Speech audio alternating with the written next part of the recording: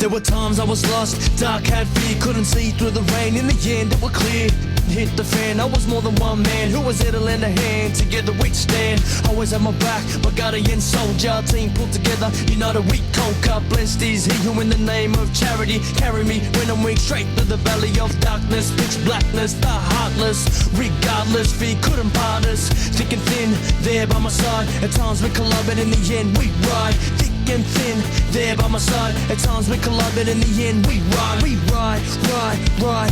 I am my brother's keeper. Keep on holding strong. United we stand, divided we fall. Together we belong. I am my brother's keeper. Keep on holding strong. United we stand, divided we fall. Together we belong. I am my brother's keeper. I am my brother's keeper. I am my brother's keeper. Welcome back, Moto fans. We have another great podcast lined up for this episode with industry insider, MA official and Moto dad Michael Burns. Burnsy is an absolute wealth of knowledge on so many of the behind-the-scenes aspects of the sport, and this episode is sure to have something for everybody. On a side note, Michael and I actually recorded this a few months ago, and unfortunately I had a few issues on my end that caused the upload to be delayed. One of the topics that we cover in depth during the second half of this episode, which is pretty close to home for both of us, is mental health and how motocross has helped us both with some of the challenge we've faced in our lives. Yesterday was World Mental Health Day, and as some of you might be aware, my family and I are facing some health challenges on the home front at the moment. So I thought there's no better time to make this one go live. Hope you enjoy, and please let us know what you think. All right, welcome to the studio, Michael Burns, mate. How have you been? Yeah, very good, thanks, Pete. Pleasure to finally get down here and see it. It's a very nice setup you got. Cheers, it's awesome to have you. Well, we've got lots to talk about tonight. Your roles in the industry, previous roles that you've had, Moto dad life, your career as a rider, we'll call it, and even some mental health stuff. But to break the ice, let's start with your current role in the moto industry. So what do you do and how long have you been doing it? Well, at the moment I suppose my main role is a track inspector, which is officially for MA, but under Motorcycling Victoria. And then I'm also a level 4 official. So level 4 means you can do Australian Championships. Yep. I've been doing the Gippy series this year as there's been some changes around permits and levels of officials are required. So we're going to try and train up quite a few of the Gippy officials so that they can run that. And then maybe I can get back to maybe having a ride myself. But so that's the main thing, track inspections, which is a really big thing at the moment with MA, obviously stemming from insurance and those issues. Yep. So what does that actually involve? Like how does that play out on a day-to-day or when you're actually doing that role? Yeah, well, it's very much a volunteer role. I mean, we get our costs covered, so we get a fee for doing each inspection and then any expenses as far as fuel or accommodation if that's required. So every track needs to be inspected once a year. Yep. And that's part of the track permit process? That's part of their licensing and affiliation, yeah. So they've got a series of documents they've got to fill out, and then we've got to go around and do a full inspection of the actual venue, so all the signage, then the facilities. Now that it's all getting ramped up a bit now, so we have to also make comment about the standard of the facilities and the infrastructure that's in the venue. Then we get into the track as far as how it meets with the guidelines or whether it doesn't, measurements of jumps, positions of flag marshal points.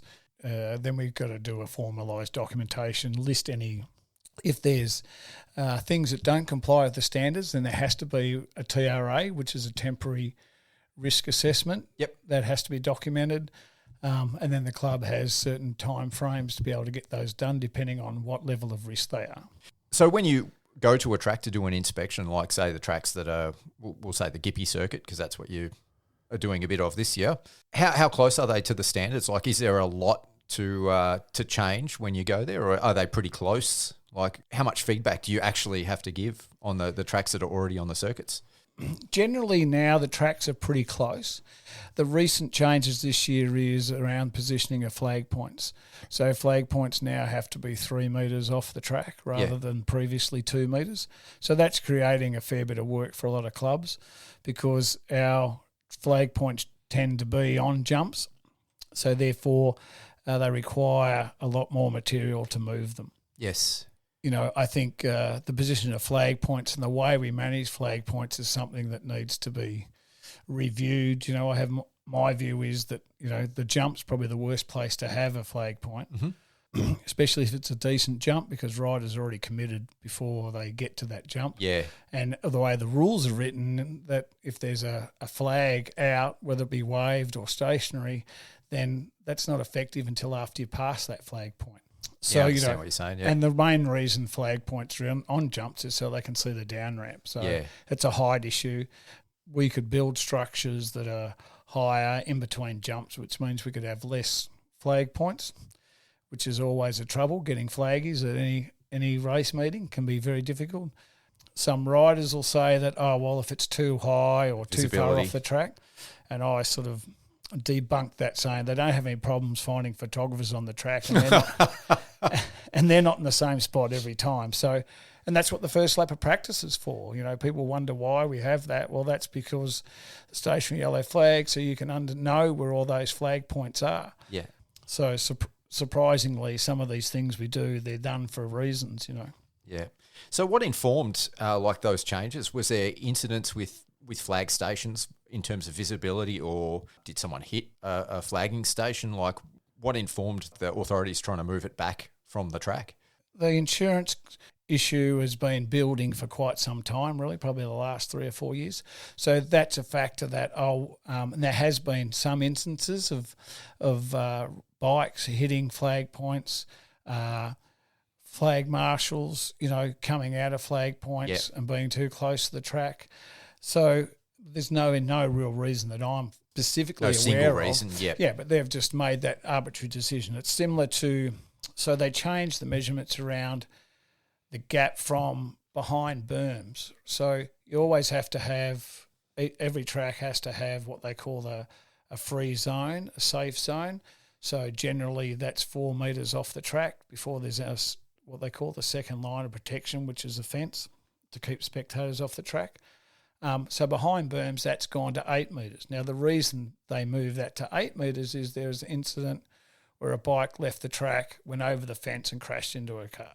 So, you know, that ensued, created a insurance claim. Therefore, the review of that, they say, right, we need to have more space. If a bike can go 6 metres, go 8, it can go 10, I guess. But, you know, they arrive at those decisions based on the advice and expertise that they have and are given. Yeah.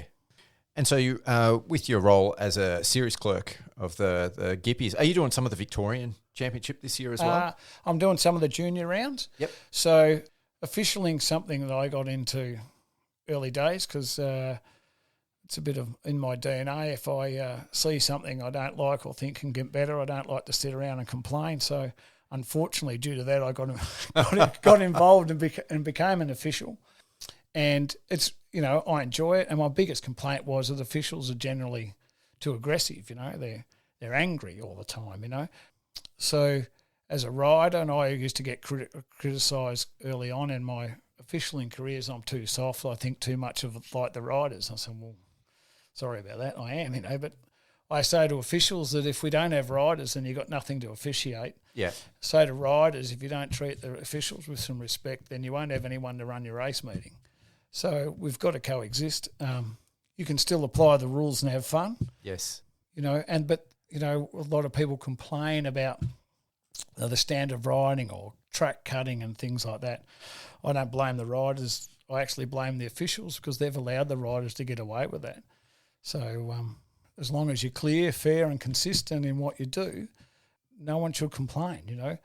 I say riders' job is to get around the track the fastest, smoothest way they can. Yeah. As an official, our job is to make sure they stay on the track. Yeah. And surely it's got to be an advantage as well, like being able to have that lens yourself as a rider to be able to sort of relate to what they're going through as a racer and some of the things that they might be doing and the decisions why they make those choices, whether it's to cut the track or, anything else that they sort of do in terms of flagging points and incidents on the track? All those things help you, give you good insight, and I think, help you be better. Unfortunately, most people don't get into officialing until, if they have ridden, till well after they've ridden. So quite a lot of them have forgotten what it was like, which is no fault of theirs. That's just the reality, or they've never ridden. That doesn't mean you can't be an official or be a good official. But yeah, I think, and the controlling bodies, state controlling bodies and Motorcycling Australia to a lesser degree, they haven't allowed that or provided enough training or pathways for people to gain the experience. And that's something that's been recognised. I recently did my level 4 refresher course, and that's a thing that they want level 4 officials to be a bit more active at some of the lower levels, to mentor and train some of these officials. Which is what I did a little bit last year with the Gippies, with some of them, and trying to do this year. So we want to train up more and more officials so that, it's less work for some of us. Yeah. Do you have a preference between like local and regional events versus your state and national, like the higher level events? State level I like. National levels are great, but there's a lot of pressure. Yeah, yeah. People, the pressure that's on, a clerk at, say, a Pro MX, or the race director, as in Mark Hancock, the pressure that are on those guys is immense, and it's coming from, 20 different angles. Yeah. But I enjoy all levels. I mean, I enjoy that pressure. I don't do much of it because what I do outside of, say, Gippies or track inspections, with Chandler Racing. So if he's doing Pro MX, then it's just they consider it too much of a conflict of interest, and I don't have the time anyway. So. Yeah, okay, yep. And so what other roles have you held previous to, being a clerk and a level 4 official and a track inspector? I was president of my local club, or my home club, Rosebud, for a few years.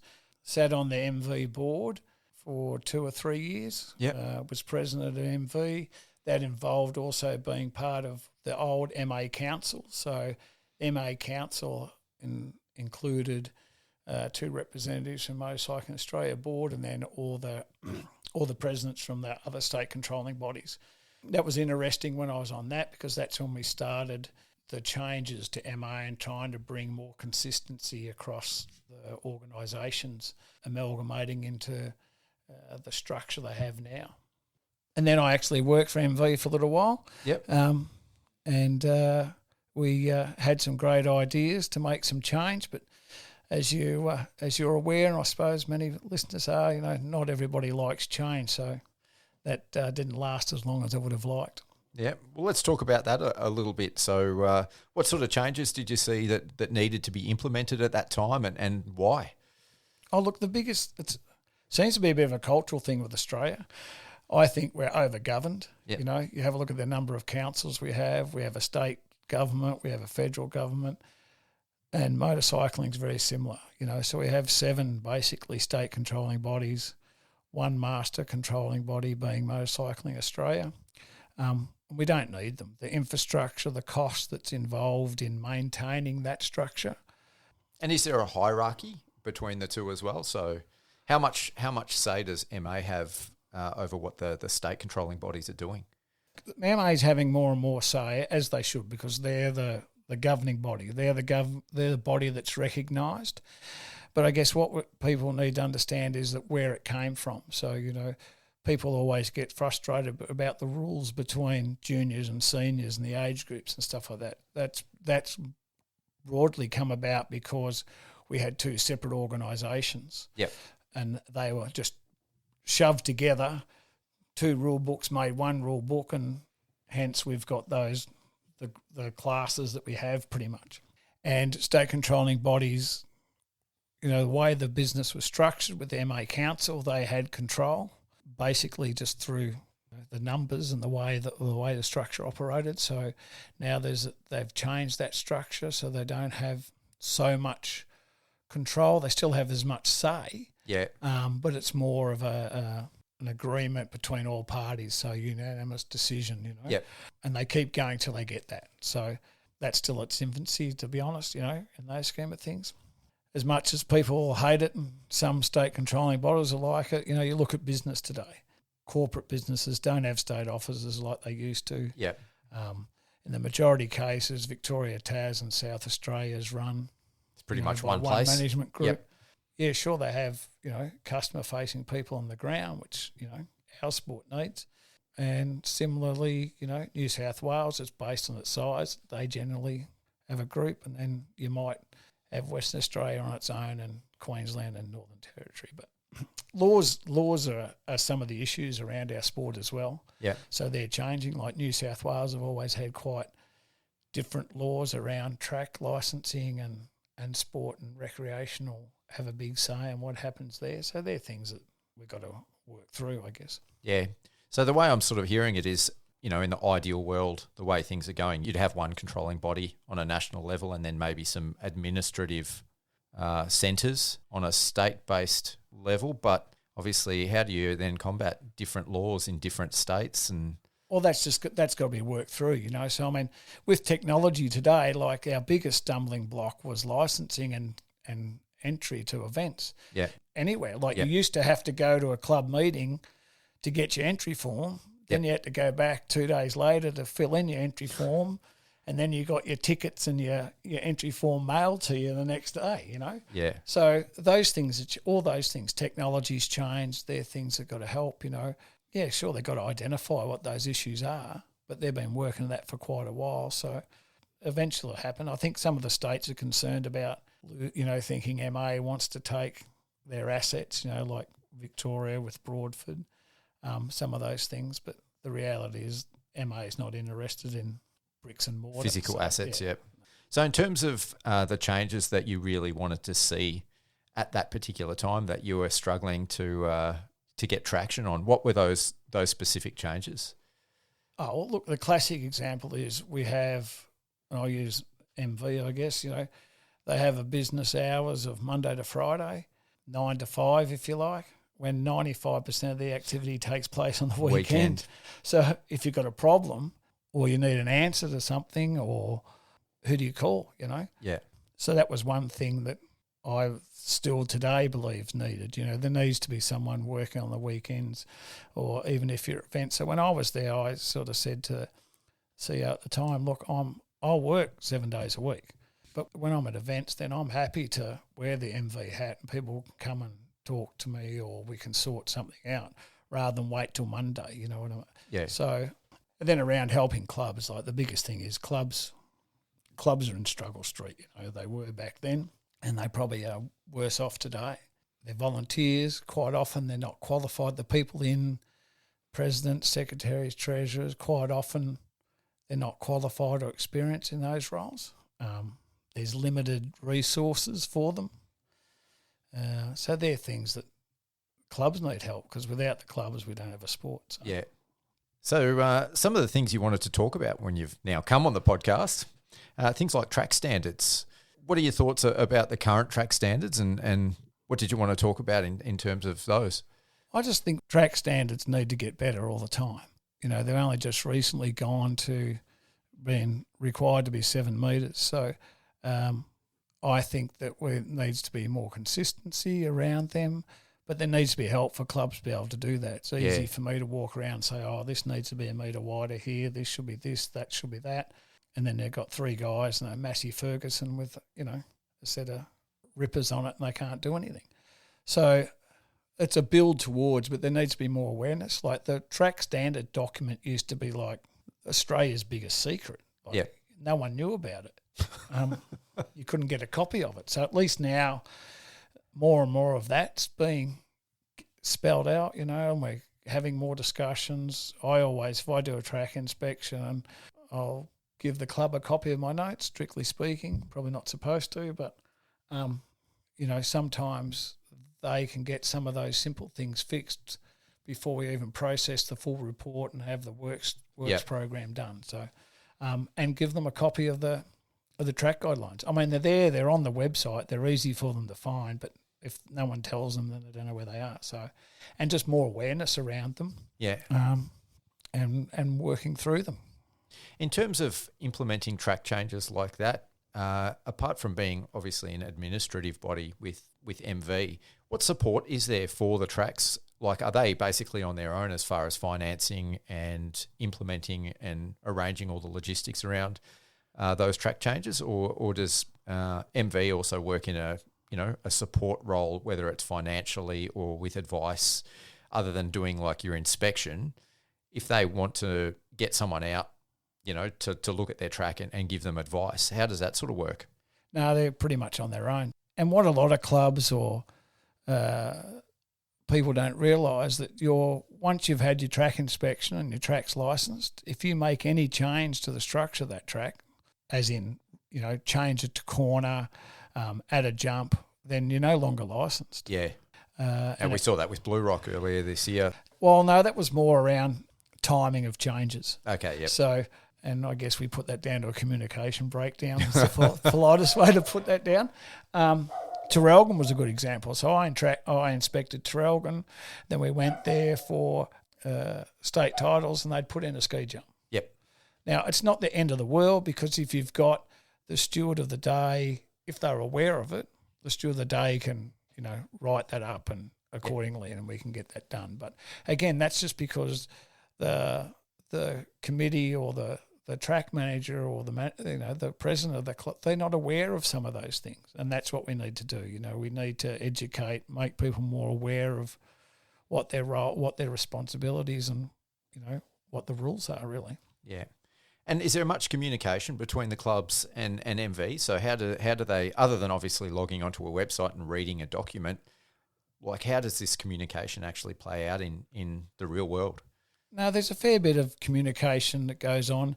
Margaret in the office, MV, she's a powerhouse. She does so much work, and she does a lot of the communicating. She probably rings me probably twice a week with queries from clubs and tracks. So all that's improving a lot. I don't know about the other states, but I know in Motorcycle in Victoria, that level of communication is improving. Yeah. And how does that play out then? You sort of just touched on it, between variations from state to state, and then when you're trying to do like a national set of standards? Yeah, well, the track standards are national. So every state should be the same, just like our rules are. Yes. Unfortunately, for whatever reason, not everyone implements the rules the same way. So, a classic example, which was a pet hate of mine for quite a few years, is around the yellow flag rules. So we go to some events, and because officials don't want to brief or don't have adequate flag marshals, which is a reality, they'll say, righto, we're going to treat every flag as a waved yellow flag. Well, you can't do that. So if you're going to want to do that, then you've got to instruct your flag marshals. We don't have any stationary flags, you wave every flag, because the inconsistencies that have happened when some of those things have been put in place is that one flag marshal will hold it stationary, and the clerk will penalise a rider for jumping on a stationary yellow when you're quite legally able to do so. Yeah. But because of what their interpretation, how they want to run the day, so you just can't do those things. So there are issues around that. I had an idea a while back about having like a body that you could contact and say, all right, on this weekend we need 15 flaggies, send them out to this event. How would you think that would work in practice? Was that something like that might alleviate some of the issues you've got around each club trying to just get volunteers that are not necessarily trained and not necessarily understand, what the different flag rules mean? We had that in a sense with back in Gippies when we had Race Solutions. So Race Solutions would provide our medical, and they provide flag marshals as well, right? Yeah. So that was great when you had one body. Road racing have an organisation, which is a group of volunteers that do flagging, although I believe they're either not operating anymore or operating at a much lower level. The biggest issue is locations, timing. You'd need such a massive pool of people. Most tracks have got 10 flag points.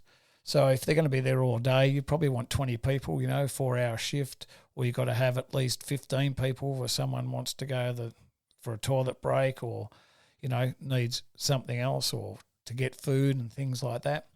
So a lot of clubs have got better now that they're actually spending money. So like the Gippies give clubs, I think it's $2,000 or $2,200 towards flag marshals. You know, Wonthaggi is one of the classics. They have a group, they've got onto a group of people that they pay. It costs them more than what they get from Gippies, but they've been around now for probably 2 or 3 years, that group. And so they start to understand it and start to do a reasonably pretty good job. Flagging's not really that hard. The biggest problem is that we'll have people that are volunteers and they go out there and they've got someone in the race. Yeah, okay, yeah. And, you know, I've been guilty of it too. There's a great battle going on so you get distracted by it. So ideally it'd be great. We just have a set of traffic lights and a camera, and it's all operated from a central point in a tower that can see the whole track. But unfortunately, you're talking about tracks that are, 1.5, 2 kilometres long, and you can't always see every part of the track. So it sort of comes with the territory, I guess. Do you think that's the future of like marshalling, that it will eventually, the technology will catch up? Even, one thing we've spoken about on the podcast before was like in-ear communication from maybe a single official to riders. Do you think like that's something that could be in the development of the sport? Obviously, it would require some development and some testing, but do you think that's something that we might see down the track? Look, I think we have to explore it, to stick our head in the sand and say, and I'm guilty of sticking my head in the sand in this sense sometimes. Like, motocross is very unique, The track changes every single lap, so you don't ever come around a corner and it's the same, right? And there's a hell of a lot going on just racing around the track on your own, let alone if you're battling with 2 or 3 guys. So I don't think I think the in-ear communication, a lot of responsibility of one official. It's not so easy as in I use road race where they get a on-dash warning or a message. I think it's a little bit more difficult with motocross. Yeah. I don't think it's impossible, but it's something we should experiment with and trial for sure. I remember listening to Chad Reed on a podcast, and he just says it's crazy. Yeah. That they don't. Then some of the coaches in America, and I'm not sure whether there's someone in Australia, but someone's using it now for coaching. The reports are that it's absolutely sensational. Yeah, like Ben the Townley benefits. uses it. Yep. Yeah, that might have been where I heard it then. Yep. So, and every other sport in the world has it. So, yeah. Don't know why motocross doesn't or off-road doesn't. There is a distraction factor. I was about to say, I know through studies that they brought in when it was first introduced in car racing, there was actually like a measurable level of distraction. And when you're racing motocross in particular, or even supercross, and the riders, I think, are facing a lot more. Their visual, physical response capability and the things that they're dealing with, I think there's a much bigger load on that than, say, when you're driving a car on a tarmac surface, and they're having to react in much shorter time frames, even than maybe a Formula One driver. So I think that distraction thing is a real factor, but I think it needs to be, that's why it needs to be trialled and tested and ironed out, because you don't want someone just in the rider's ear spewing garbage. It needs to be very concise, clear, necessary information, and that's it. That's my opinion anyway. I think you're right, but like you think about, let's say Formula One. So you hear, how many times do you hear drivers saying, don't communicate to me or I'm in the braking zone? Mm. Now, MotoGP or road race or, they've got less impacts. They've got better sections of track where it's straight and they can not relax, but they can semi-relax. It's all relative to them or what they're doing. The speed's all relative to what they're used to. And that's a potential issue. So even going down a straight in motocross, there's not a lot of long straights. Like you said, the load and the attention that's required to dodge bumps or go through bumps or handle bumps. I think it's difficult. I don't think it's impossible. But it's something that, you'd have to experiment with, understand how it works, and then it's probably a generational thing where you have to start it with, the 50s Local and by racing. the time, the 50s, and by the time they get to seniors, they're used to it and it's normal. You introduce it to someone at Prime X level or state level, it's a real difficult one. So what about on-track communication in terms of like a lighting system? I guess the logistical costs for clubs to implement something like that, would be a fair bit of a burden, but to alleviate errors and training for flag marshals and even getting flag marshals, is that something that you could see working better than the current system? Look, at the moment, you can have lights, but you can't have lights and no flag marshals. So I think that, it can work most definitely, whether it's to the degree of like it is in many road race circuits where they've got a camera covering every inch of the track. They've got 10 screens in the tower and the clerk can radio to flag points. I think that can be done in motocross. It's a matter of having the right equipment. Yes, there's a cost factor and the difficulty. I mean, we have lights that work at Supercross. We have lights that work in MotoGP, Formula One. So it's not like the technology's not there. I still think you probably want to have at least 2 or 3 experienced flag marshals that, have a sector, split the track into 3 sections, like a lot of Pro MX, so they do that. Even though they've got their flag marshals and they'll have 2 flag marshals on each point, they still have a sector marshal that, is in communication with those flag guys in that sector and telling them what to do. But yeah, I mean, there's no reason why it can't work, it gets a little bit expensive when you want to control it from one place because of the distance you got to travel, but we spend 50, 60 grand a year going racing, as an individual. So like if you're doing, nationals or whatever. So it's not like our sport's cheap and I guess we've got to invest in it, Yeah. So that brings me, I guess, to our next talking point. One of the things that you wanted to discuss was development of pathways for the sport. What did you mean by that? Really around the structure of our racing. So this is a real difficult thing. So, the age-on dispute about, age group racing versus graded racing, all those things. And there's pros and cons for all of that, both sides. I think graded racing's fantastic when you've got big numbers, right? But at the same time, I'm also like, not everyone has to get a trophy. Sorry, mate, you didn't win today. Come back next week and try harder.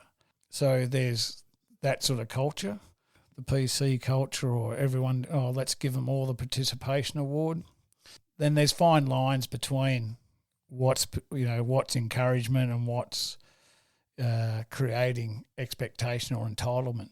But I think, pretty unpopular view with some people that I speak to, but structuring the sport at club level, regional level, and then state level. Do we have to have demos at regionals and state level? Probably not. In my mind, should be left at club level, even Divi 2s for that matter. Sure, have them at the odd event as a bit of a demonstration, like what they do with Supercross in America with the KTM Juniors. But that's just a bit of an emotional heartstring and a good marketing campaign by KTM. So Divi 2s potentially could just be at club level and regional level, because what happens is we've got very little demand for racing because there's so much supply of it. So it's a cultural thing around supply and demand. So if you restrict some of the supply, then people are going to want, and it might also actually help those kids learn a bit level, get more people racing together, bring back clubs, because club racing's dying. Yeah. How many clubs in Victoria run club championships? That's the type of racing that I'm sort of at. I do a bit of club racing, a bit of regional racing, and if there was more clubs doing club level, I'd be racing a lot more. Yeah, so, and people say, bring back the 2-day opens. Well, that's pretty much what all their regionals are. Yeah. And let's face it, we got 7 or 8 in Gippsland.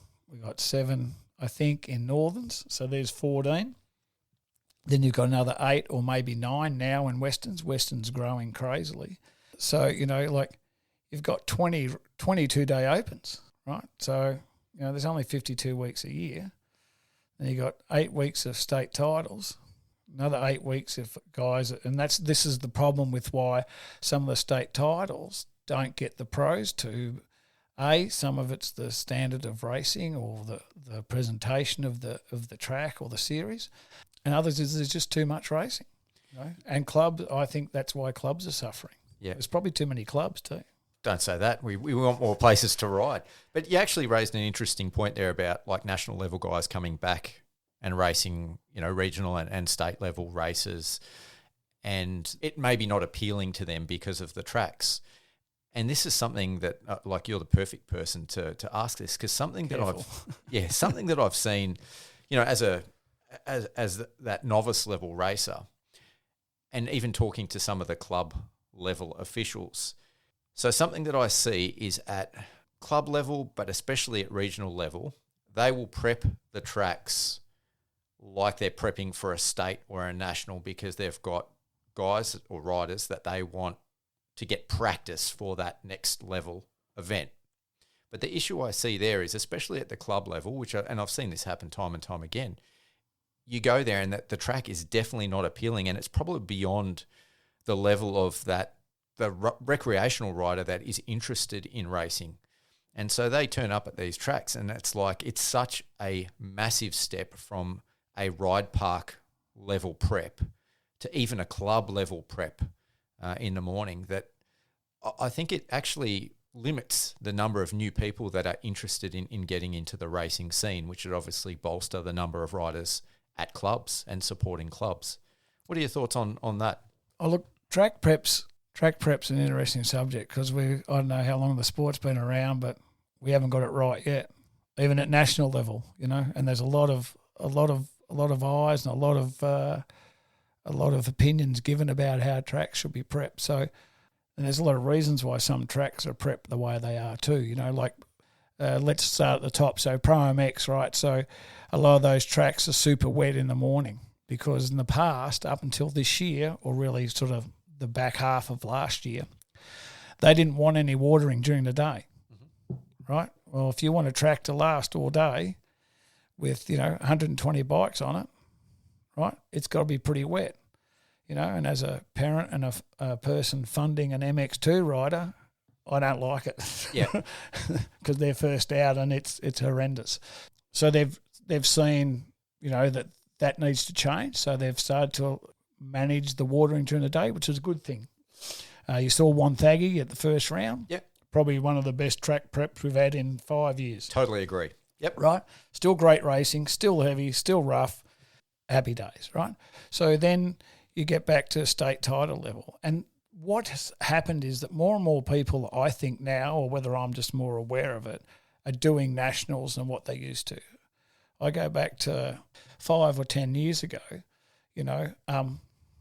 at Rosebud, there was only one guy that I knew ever did nationals. So now there's multiple people from multiple clubs doing nationals. So that's a good sign that more riders are at that standard and committed to doing that. But what's happened with that is that I've been guilty of it. We need to prep our riders for the next level, right? Which is exactly what you're saying. But we got carried away with ourselves, right? Over the last 5 years, the track prep went from dusty after practice, right, to still soggy, wet in round 3, right? 600 mil deep. we just went a little bit over the top. We just got a bit carried away with ourselves, and so it's starting to correct itself now. You got people that complain and people that say things, but then there's only so many people too. Unfortunately, 90% of the people that complain don't do any of the work. Yeah.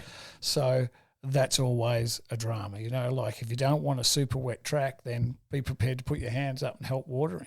Like at Blue Rock this year, the first round of the Gippies, we had issues around track prep, right? So, we had to find ways to manage them. So it was difficult and not easy, But that's always been the case. I mean, you go back and have a look at the videos from the 70s and the 80s. The tracks are lucky to be 3 metres wide, and they were never ripped, Yeah. Well, Hallam used to be. I grew up racing Hallam as a kid, and that was always like hard pack and definitely dusty by the afternoon. And it was there were sections of the track that were probably fluffed up a little bit, but a lot of it was like super highway. I think it's no different. It's like the standard. So, club racing, rip a couple of corners, leave the rest of it reasonably flat, Regional level, rip every corner. Don't flood it, but be prepared to be able to water it during the day. State level probably should be pretty serious track prep. Yep. There's been lots of talk around, even at the Gippies a few years ago, let's get a crew that just preps the track so we got consistency in track prep. There's talk at national level about having one crew go around, the logistics, the cost. Every track's different. if you're a president of a club that's been at that club for 20 years, you don't want someone coming and telling you how to prep your track. You've been doing it for 20 years. You know you do it. So, but okay, on that basis, like look at some of the tracks that we saw last year in Appin, even like Wonthaggi early in the year. Then there was definitely some issues. I mean, it was weather incumbent, but at Wodonga.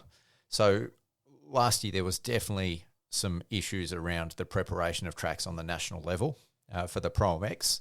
And one of the things I suggested at that stage was, and I sort of get what you're saying, was having at least someone that works with Pro MX in an advisory capacity, goes to each of the rounds and works with the clubs in order to prep a national level track to avoid, I guess, some of the mistakes that can happen that ultimately affect both the level of racing and even the safety of the riders in some cases. Wonthaggi was purely because they were told they weren't allowed to water during the day. Okay, yep. Right, so that's their reasoning. Don't disagree with it. Appin, individual error, right? Yep. Again, because they're quite strong on how they prep their track. That track at Appin doesn't get used very often. So potentially there was some politics involved as well, right? Albury-Wodonga, 50% weather, 50% mistake. Yeah. Honest mistake. We were there 3 weeks before the national for the state titles. Track on the Saturday got it dusty, way too dry. Spoke to them. I was the clerk for that race, so I spoke to them. This is, you need to do this, do that. On the Sunday, that track was mint. Yeah. Absolutely sensational.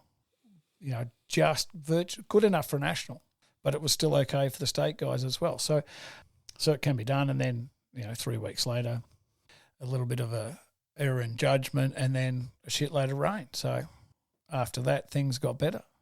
I think that it's just the clubs and Pro MX or whoever's running the event has to work closer, has to have more communication. I know Mark, communicates a good at least 2, if not 3 weeks out from the club, and then speaks to them probably weekly, if not every second or third day, about track prep. So they're doing those things. I know me as a clerk, like if I go to a state title, I speak to the club because I don't want to go there and find I've got, pardon my French, but I've got a shit tip of a track because that makes my job so much harder. Everyone's bitching and whinging, right? Yeah. It's hard enough running a race meeting as it is, without having a disaster of a track. That's where this mentoring of officials and clubs and all those things, that's where we've all got to pitch in, and we're seeing some of it now. So. Yeah, for sure.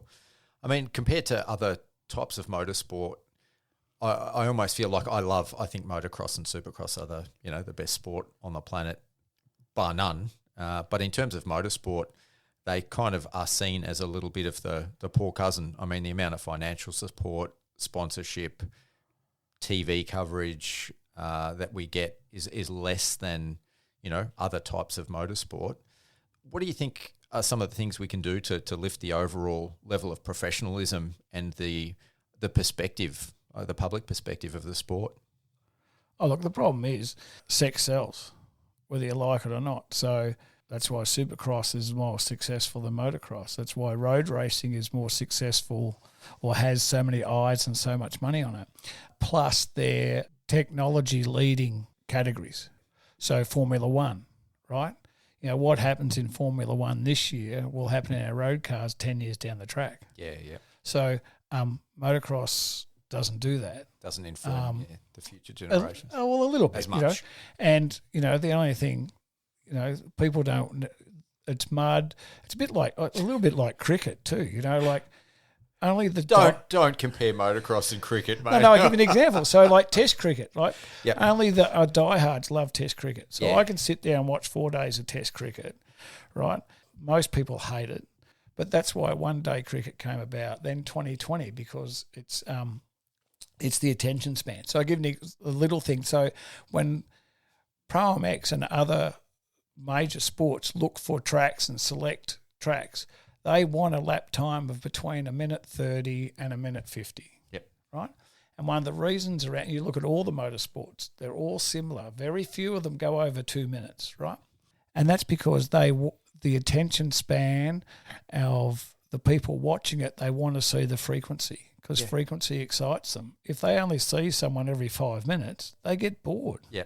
So that's a bit of an issue around motocross. Supercross just needs to be promoted more, I guess, and that leads us into a little bit of, what happened with Supercross last year. Probably one of the best series that we've had in a long time. All right, well, let's talk about that. So I had Mick Sinclair on the podcast, and he spoke when he was on about you guys having a bit of a rocky relationship at one point, and you being very outspoken about the state of Supercross in Australia. We know now, obviously, that you guys met, and some of the points that you'd raised with Mick and AME and the conversations that you had ultimately led or informed the implementation of some of the changes to the way that the Aussie Supercross series was run last year. I'd love to hear your side of the story with regard to that. Oh, well, I was, as most people probably know, or some that my son races, Chandler. So we did Supercross the previous year. What was that, 2022? And the way, as a privateer, we invest heavily and we try to be professional as we can. So, and one of the reasons I got involved in officialing was because I wasn't happy. Yep. So I wanted to make a change. So when I see things I don't like, I speak up.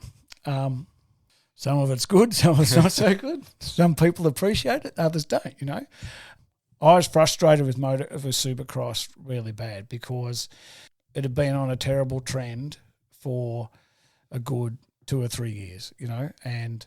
So what was the trend that you were seeing? We used to have 6 rounds. We used to have a prize pool of 250 grand. Yep. Right? You go back to 22, we had 4 rounds, we had a prize pool of 80 grand. Yeah. Right? That's a big change. Right? So prize money only down to 10th place, the money it costs to go there. And there's lots of reasons behind all that. And, I wrote a letter to MA, all the promoters of the 22 season, outlining my thoughts, gripes. No, I'll be honest. I can be pretty negative, but I gave them potential solutions to those things. And I was brought up that with my business life. Don't come to me with a problem. Come to me with a solution. Yep. Right. So anyway, there was some communication. Then there was some miscommunication, and Mick hadn't been with AME long. He wasn't even supposed to look after Supercross. He's supposed to look after other stuff. And I think, as he said, he saw a lot of noise. He rings me because he reckons I was the noisiest one. But I've got to say, there was a lot of people in the pits, again, agreeing and sharing your sentiment. Sharing my sentiment. Some of them I said, well, write a letter. Don't complain to me. Be professional about it. Be realistic. Write a letter and complain, because if MA don't know about it or the promoter doesn't know that people aren't happy, they think they're doing a great job, right? And some of those parents, I'll do that, did nothing. So they, part of the problem, I think. Yeah. Want to sit in the trailer, drink beer and complain. I do that too, but I want to try and do something about it. Yeah. So anyway, so Mick and I met.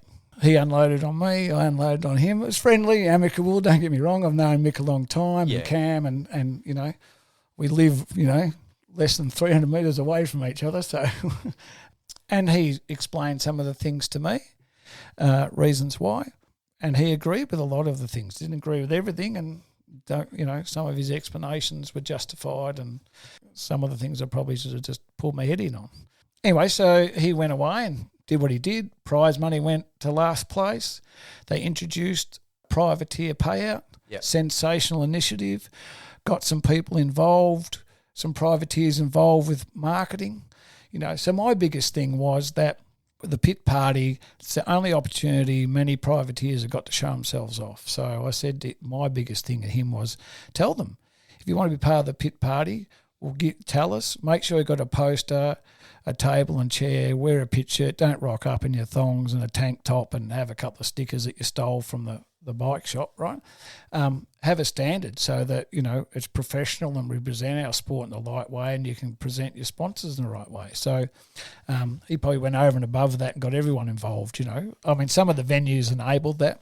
So I thought that was fantastic. I thought it was amazing, yeah. Adelaide and Newcastle were just And it was super popular. It was successful in terms of the crowd engagement. Well, you've seen it. Like, I think I've had a discussion with you that, you do a post or a reel or a story on the pros versus a privateer, and you get more likes and more views on some of the privateer stuff because they already know about the pros. They already know they're in the top 3 or 5 within reason. It goes back to what you said before about supply and demand too. Like the market is flooded with information and media to do with the factory riders, and yet like all the other 30 on the gate, the fans don't know a lot about, and there's not a lot of information out there. So I think when that information is especially on social media, but other types of media, they lap it up because it's it's something new, it's something, and people they don't know about. There's personalities. They can relate, I think, a lot more to the privateers because the privateers, like you said, they're paying to go racing, just like the average guy on the weekend. Definitely. So, and to AME and Mixed Credit, they did an amazing turnaround. Yeah. I'm quick to criticise, and but you got to be quick to give credit, and those guys deserve a massive pat in the back. And from what I understand, this year's going to be even better. Yep. I suppose the biggest thing that pisses me off about last year is that Chandler didn't race. Yeah. But anyway, and to Mixed Credit, he made that happen. So a similar thing around photos, right? We've complained as a privateer for a long time around ProMX. We can't get any photographs. So Trent did a little bit last year at Coolum. You're doing some this year and last year. So I've been saying that to MA about Nationals and ProMX since ProMX started. Invest, pay a local photographer, 1 or 2 of them, pay them $2,000, right, to be in the weekend, make sure they shoot everybody, stick it on a shared drive, right? $2,000 extra in the ProMX budget to get a local photographer, gives them a chance to promote themselves, gives privateers something to look at. That hasn't done it. Unfortunately, they engage a outside company to manage their promotions and their social media and advertising. And that same company is paid by a majority or is contracted by, from my understanding, from a majority of teams, which is why we see this concentration of select, teams or outfits because they're paying for that content, and it's not cheap, as you know. It's not cheap to turn up to a supercross or a motocross event. You've got to be there pretty much for at least 2 days. Yeah. You've got to get there. Your equipment's worth a lot of money. They're big days too. And then you take your 2,500 shots and then some sucker's got to sit down and go through them all. It's not, and I'm guilty of it. We expect it to be done for free.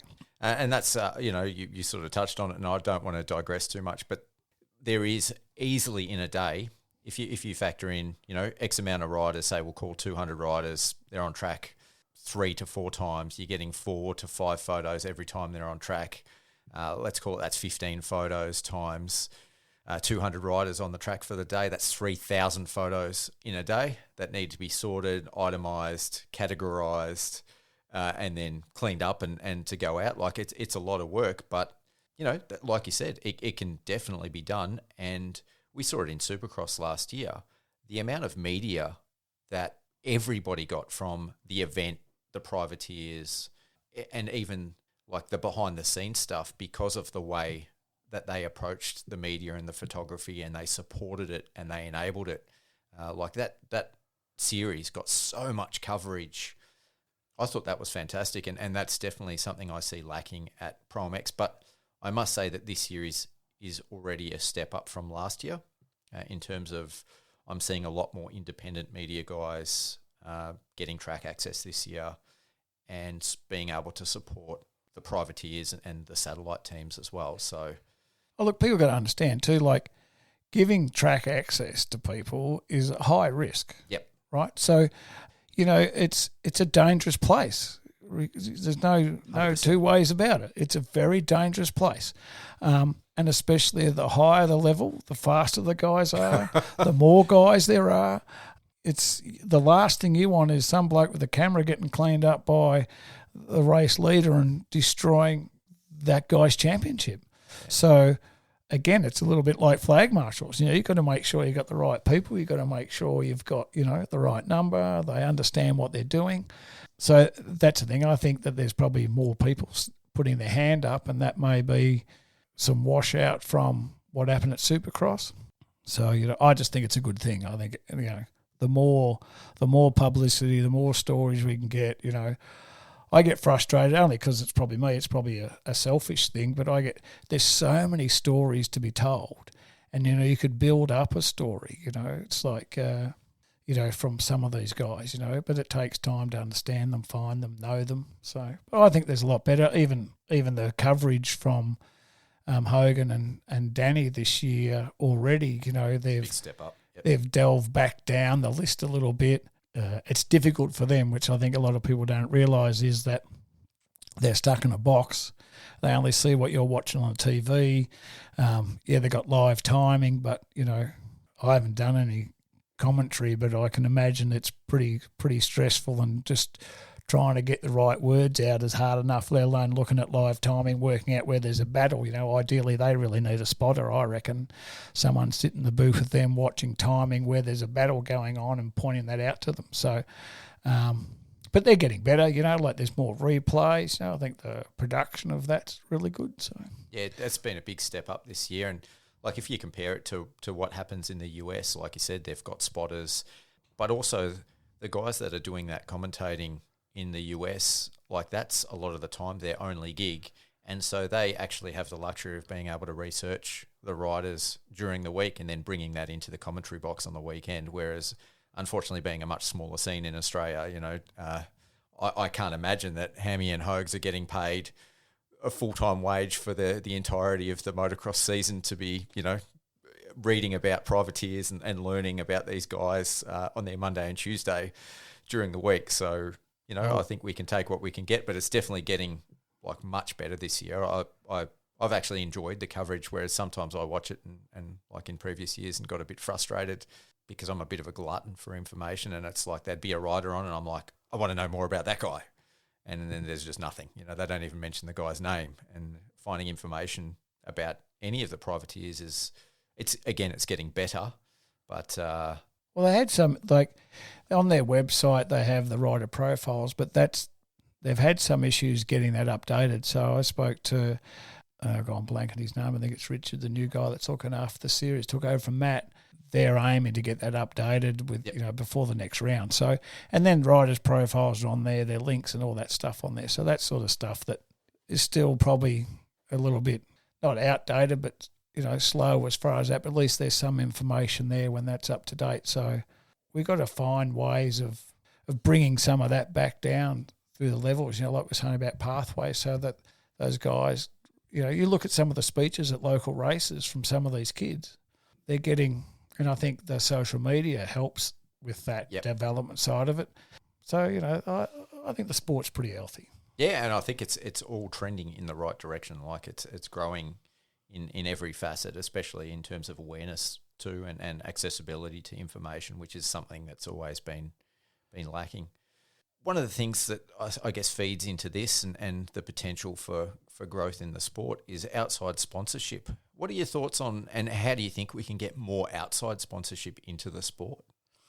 Look, it's difficult because most outside sponsors do want some bang for their buck. So, and this is where it dovetails for me back into exposure for, from media groups and further down the list.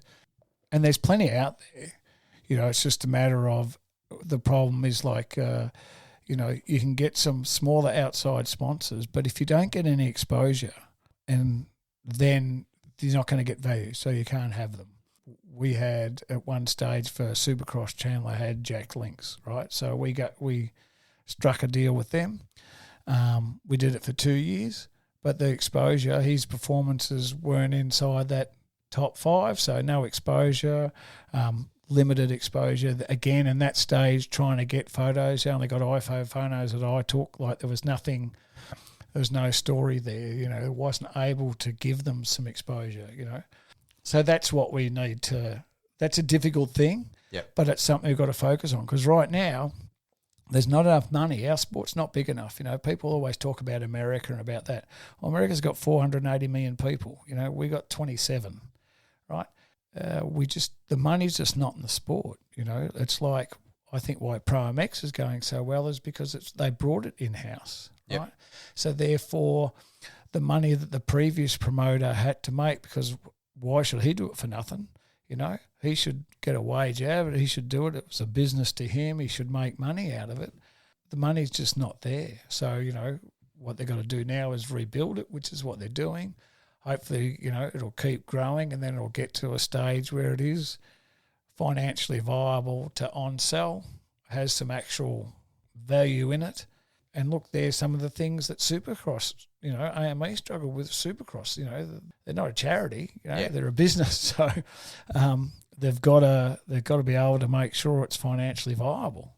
And that's where making things work that sell versus what, the traditionalist people want isn't always the same, and sometimes everyone has to make a bit of a compromise, So, but you've got to go and seek those things. But I think there's more. I think in the last 2 years, with, again, like people like yourself and other podcasts, Film Wop is a guy that does a lot of videoing and stuff like that. Chandler's used him. There's more of those guys. I think, you've got to be prepared to invest. So both as a rider. So, Chandler's invested in himself this year around that, because I said to him, you've got to get the exposure. You can't sit here waiting for someone to do it for you. You've got to go and make it happen. So, but some people can't afford that. Some people are spending their last cent getting to the track. So we've got to find a way to do that a bit better. I don't really have an answer, but and outside sponsors, if we get more or a couple of outside sponsors, then that's going to relieve the pressure on the industry people. Like we're constantly just eating ourselves, I reckon some of the money and some of the FOC stuff that's handed around could probably be used a little bit wiser. And that's a bit of a problem with the sport. It's such an individualistic sport. You get nothing for so long. When you finally get something, you're not giving it up, Yeah. And I guess that's a point, like when we look back at the Supercross last year and the changes there and the amount of media that went out around that. Like, I think that's the first step. The growth in awareness and the spread of the media that we saw for Supercross last year in starting to potentially attract some outside sponsors, because, the amount of both proper media and social media that went around that series, that's the first step in someone actually first becoming aware that this sport even exists. And then obviously if you can see enough and it sort of starts to pervade every aspect of, that you look into, it may interest some of these bigger companies and organisations to invest into it, because that's what they want. They want that awareness. They want to be associated with that market, I guess. Well, look, you got to pick your mark. You got to find your product that's going to suit that demographic. So we saw mainstream media focus on Supercross this year. The Moto show that's on SBS that MA is behind and things like that. So they're all things that they're growing, and these things take time. Some of the activation that Yariv Konsky does with his HRC team and truck, had that outside the casino and parked down on the riverfront, things like that. So all those things they're massive commitments, and they're all little things that chip away.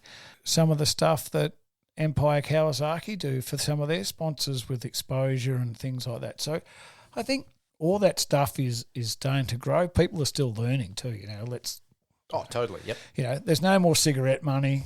And people rave on about the 80s and the 90s and all that, and it was great, but there was so much money splashed around. It was a different era, you don't have that. We got to find a sponsor like Camel or Peter Jackson, And I've said it before on the podcast, that's one of the things I see where there is a real, I guess, the downside of social media as far as support and financial support for riders go. And one of the biggest differences between, say, the 90s, where a gear company might pay a rider $50,000 a year to wear their gear because that rider being on TV or in front of a live audience, that was the only way they were able to get their gear out in front of the public eye, in front of the market that was going to then go to the dealerships and the shops and buy that gear. Whereas now with social media, like it's basically free advertising. And so why would, we'll use Fox as an example because they used to invest in the US, massive amounts of money into having riders, the top riders represent them. But now when you can have riders in the field that have a massive social media following, wear Fox gear for a couple of sets of gear for free every year, like why would you pay them $50,000 or $100,000? So I think it's that whole dynamic needs to find itself again and in a way that supports the sport. Yeah, the social media aspect of it is interesting. I remember listening to an interview with Chad Reed about this, and like the number of followers is, and he doesn't believe in it, right? He goes, yeah, the marketing gurus love it because it's cheap, right? So, he has, I don't know, hundreds and hundreds, probably millions of followers, right? So, and it's right, like it's a mix. So you can't just have, like you don't see any of these major brands, Fox, Thor, Alpine Stars, they're all sponsoring pro riders. Yep. You don't see any of those guys not in any of that gear. Now the level and how much they pay, because they've got to have the front winning guys in their gear to give it credibility.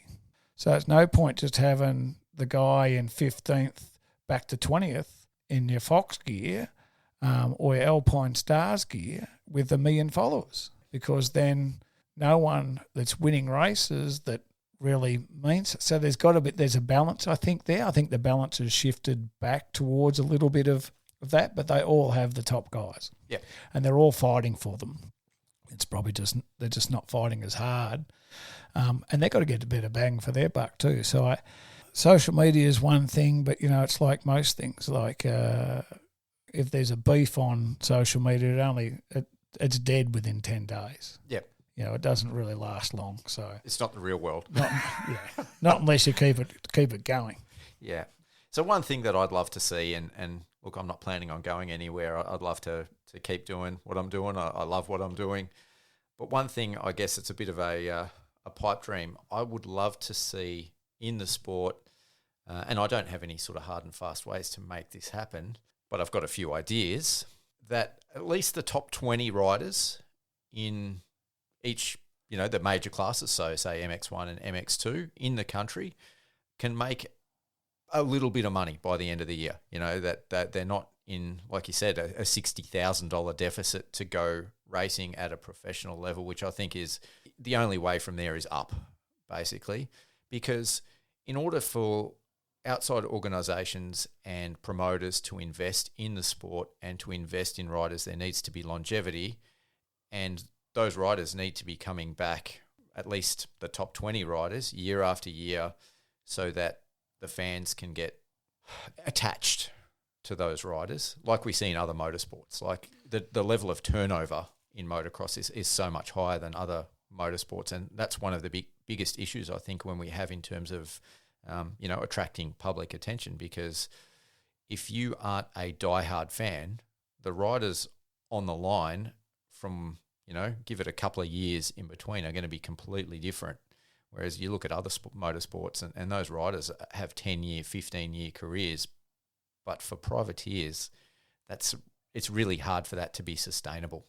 Yeah, but I think, look, motocross is one of the toughest sports in the world, right? So you're going to have a high turnover. But I think if you could take away the financial toughness. Oh, no, I think motocross is the cheapest form of motorsport in the world. You go and speak to a guy that goes to a track day and road racing, right? Cost him $700 to go out for ride fees. And he goes through 2 sets of tyres, there's another $1,000. Motocrossers are great at complaining. Yep. And we are. Yep. And we are the tightest, cheapest blokes around. Like, seriously. Sometimes you just got to, that's what it costs. And if you can't afford it, don't do it. Yes, we've got to make it easier. Yes, we've got to, and it's not, I don't think, like, it cost me a lot of money, right? But I do it because I love it, so it wouldn't matter, right? But if we could just, I think it's more about recognition and some exposure, Everybody craves attention in some way.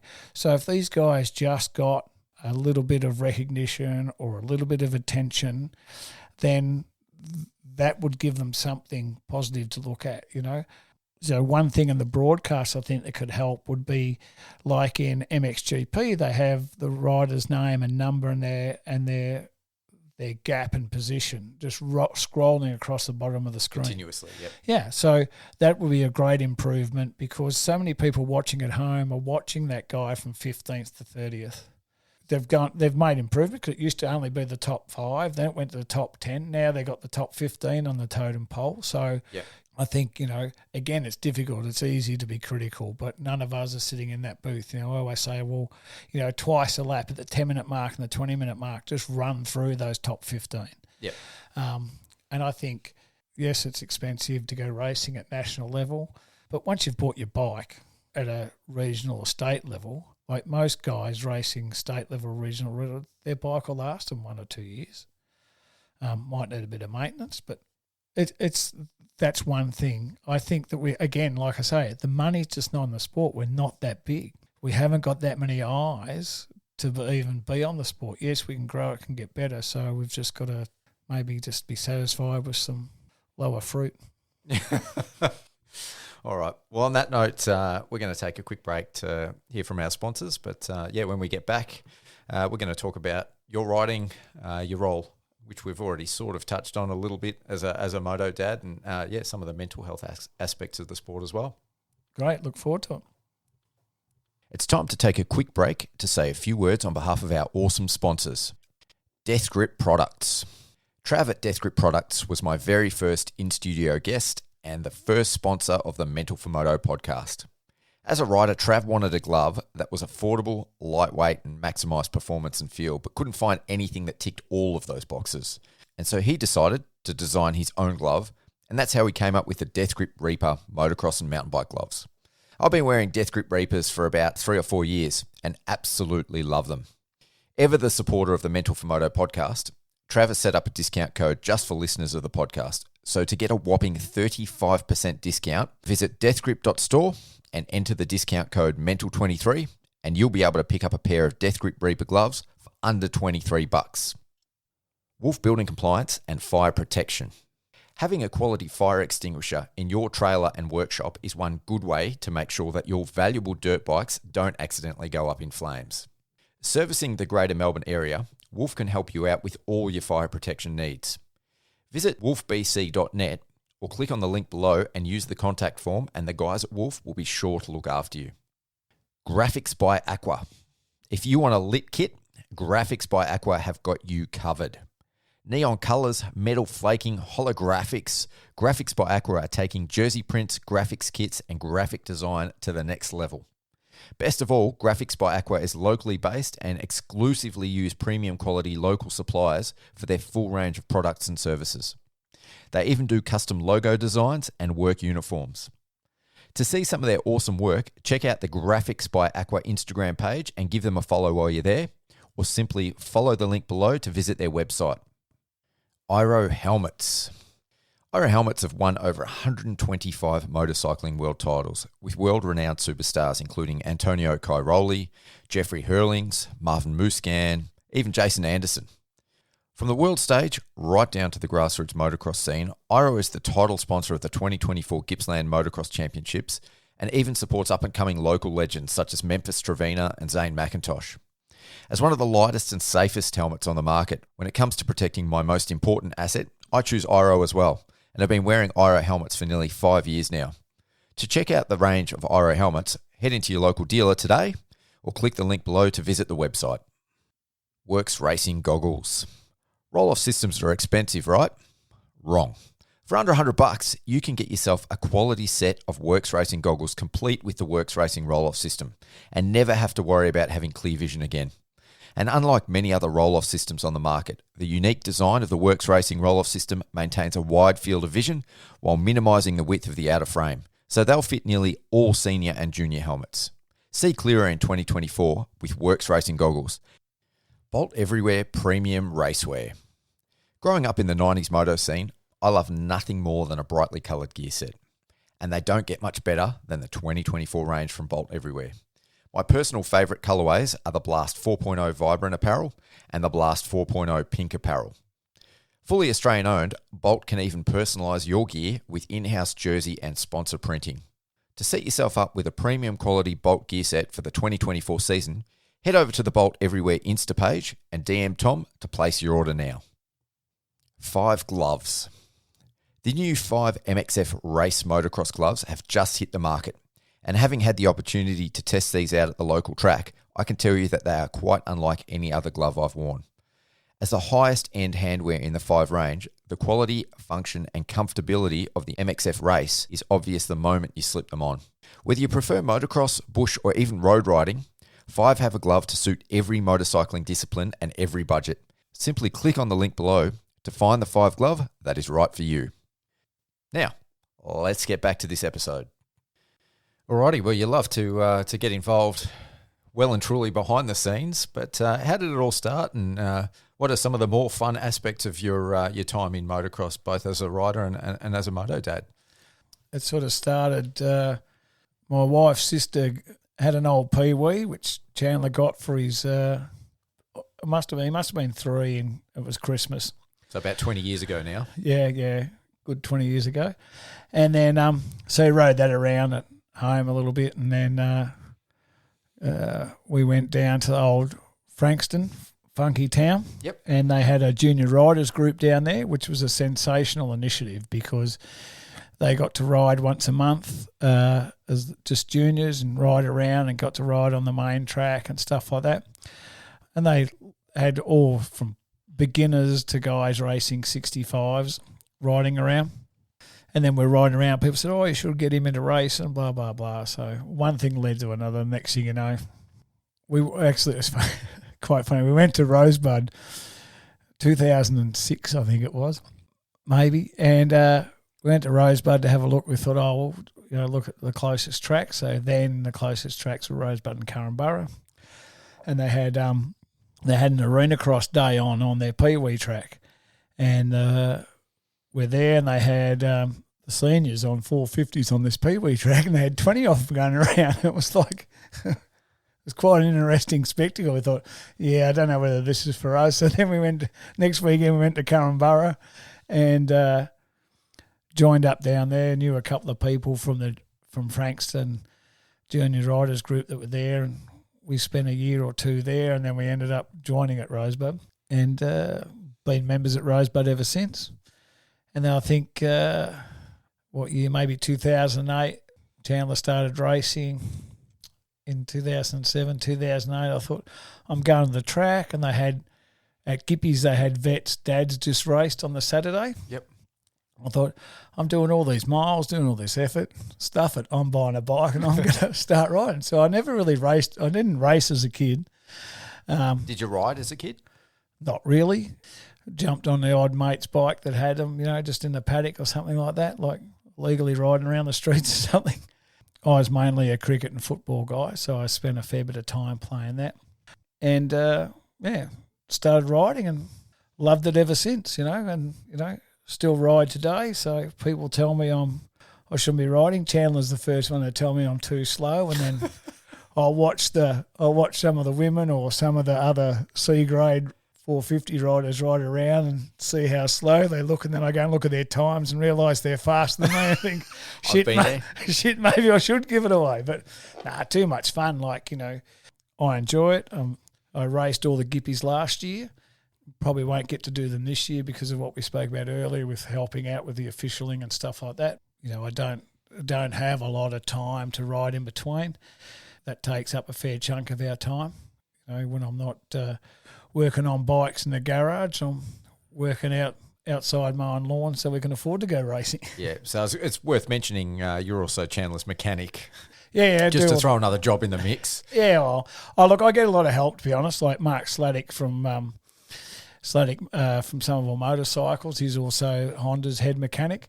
So we chew each other's ears off a fair bit on different ideas and stuff like that. So I get a fair bit of help from him as far as we got to do a fair bit of work with crankshafts and technical stuff. So I can do most of the 99% of the work myself. So I do all our engine porting and stuff like that, and tuning. I got the Vortex software, so I do some tuning on that. For the listeners, just to be clear, you're an automotive machinist by trade. Yeah. So I'm not just Backyarder. Not just a backyard. No, educated or trained on building motors. So like a single cylinder engine for me is pretty simple. Yeah.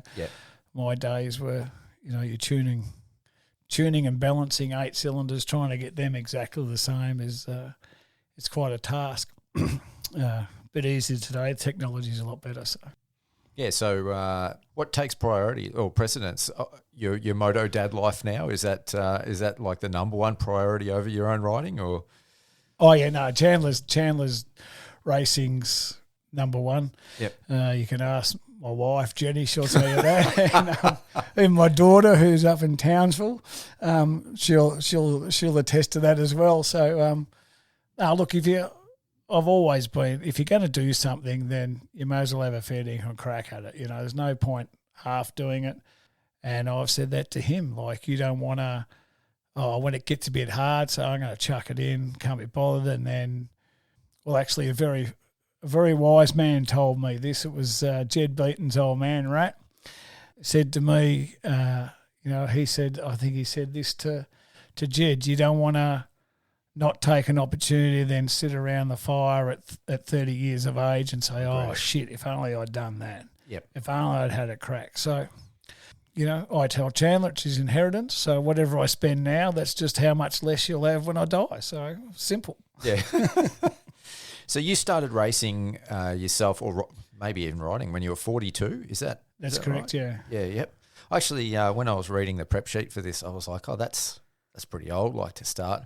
But I'm a little bit younger than you, but I started at 40, so I'm actually not that far. No, good. Far ahead of you. So, I mean, I raced a couple of years as a kid, but I really, had 25 years off bikes in between. So tell me about some of your riding experiences, though, just on a recreational level. Do you get to ride much with Chan at all now, like as a father-son thing? Do you do ride days together or anything like that? Generally, the odd occasion we might be on track together if we go to Hastings. Yep. And I generally don't see him anyway because he's although a couple of times we've ridden around, he'll try, and a couple of times at Hastings he's tried to help me, but, I think I'm beyond help at his level. But a lot of the time if we're at track, it's because we're training or testing or he's racing. I don't think we've been to the same race meeting for probably 3 or 4 years. Yeah. It's pretty much, when he's not racing or if he's away or something like that and I've got some spare time, I'll go and do it. So last year was the most I've ridden probably in 5 years. I didn't have a bike for quite a while. And then last year did all the gippies, but I pretty much went race to race because in between times, we were prepping or away for nationals or I was working. So what are some of the highlights of your own riding? So you've been riding, what, for now, 18 years, 17 years? Yeah, not to give your age away. Oh, no. I'm 60, so, probably doing the Vics and, to be honest, getting top 10 in over 40s in the Vic titles. Yep. I think there was 11 of us in there. I'm not sure, but no, I'm pretty sure there was a couple more. So that was pretty enjoyable. That was way back in probably 2010, 2011.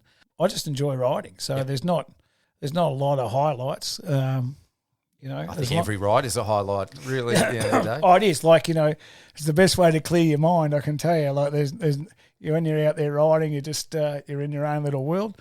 And probably the only real low light would be Blue Rock 2013. I suffered a compound fracture of the femur, so that was a bit scary. But so how did that happen? Ran out of talent. No, I don't really know. I don't remember it. They used to have a set of doubles there, and I either came up short and whiskied, and actually it was pretty. I ended up going through the fence where they got that walkway that goes down the hill, and then I crashed through the fence, sort of track side of it. My bike went over the entire walkway. So I was pretty lucky it never killed anyone. Yeah, yeah. And, that sort of ended my day. But, yeah, it was So what was that like, recovering in your 40s, from a pretty big injury? I think you said it was a compound fracture as well. Like, what was that recovery process like? Oh, look, the actual femur itself wasn't too bad. So once because it broke very close to the knees, they couldn't put a nail in it. So I got a plate down the outside of it, probably half a dozen or 8 screws through the top of my knee. Are they still in there? Yeah. But I could have had them out, but I just couldn't be bothered. And the worst part, because it was a compound, I had to have a skin graft. So, like, I was up and walking in probably 7 days. Yeah. There was a fair bit of delay in that because they had to keep the leg open and apart and flush out for 3 or 4 days. They just ran fluid through it to make sure it was clean before they reconnected it. And then the skin graft probably took 6-8 weeks to take. So twice a day you had to put a mesh and a gel on it, and you couldn't move, you couldn't bend it, and so that was pretty painful. I was about to say, is it the skin graft as painful as everyone that's had one? Like, pretty much, I know a few people that have had them, and they reckon it's the most painful thing. Oh, where they take the skin graft from, so they took my skin off the top of my thigh. That's tender for so long because it gets into all the nerves, and it's just so. But it was just annoying not being able to do anything for so long just because of waiting for the skin graft to grow, over the side. But once that was done, and then I can't remember what month it was, but I was riding, within 6 or 7 months again. I didn't realise until about 3 years later when I went back to Blue Rock and the doubles were still there and I had to jump them, how much it had affected me, to be honest. So I remember going over them and landing, and it was okay. And then I thought, I just couldn't believe the amount of weight that was lifted off my shoulders. It was like, I have got another gear in this bike, We sort of spoke about it a little bit off air, but if you look at other sports and people outside of motocross, they look at the injuries that riders face, both, from the amateur level all the way through to the professional level. And they're the types of injuries in other sports and other pastimes that would make people definitely second guess ever doing another sport again, But in motocross, it's like we injure ourselves, or riders injure themselves and are chomping at the bit to get back on the bike. Why do you think it is like about our sport that, is it just a different breed, or like why are riders so willing to risk everything and understand the risks, but why do we do it? What's your opinion on why we ride, and take all those risks, and what is it about motocross? I think people that enjoy riding, whether it's racing or riding or on a motorbike, you're obviously wired a certain way because not everyone does, But it's also a cultural or a mindset or something that gets put into you because in this sport from a reasonably early time in it, whether it be the first year, second year, that you're going to get injured. If you ride motocross long enough or even off-road, you're going to crash. You're going to get injured.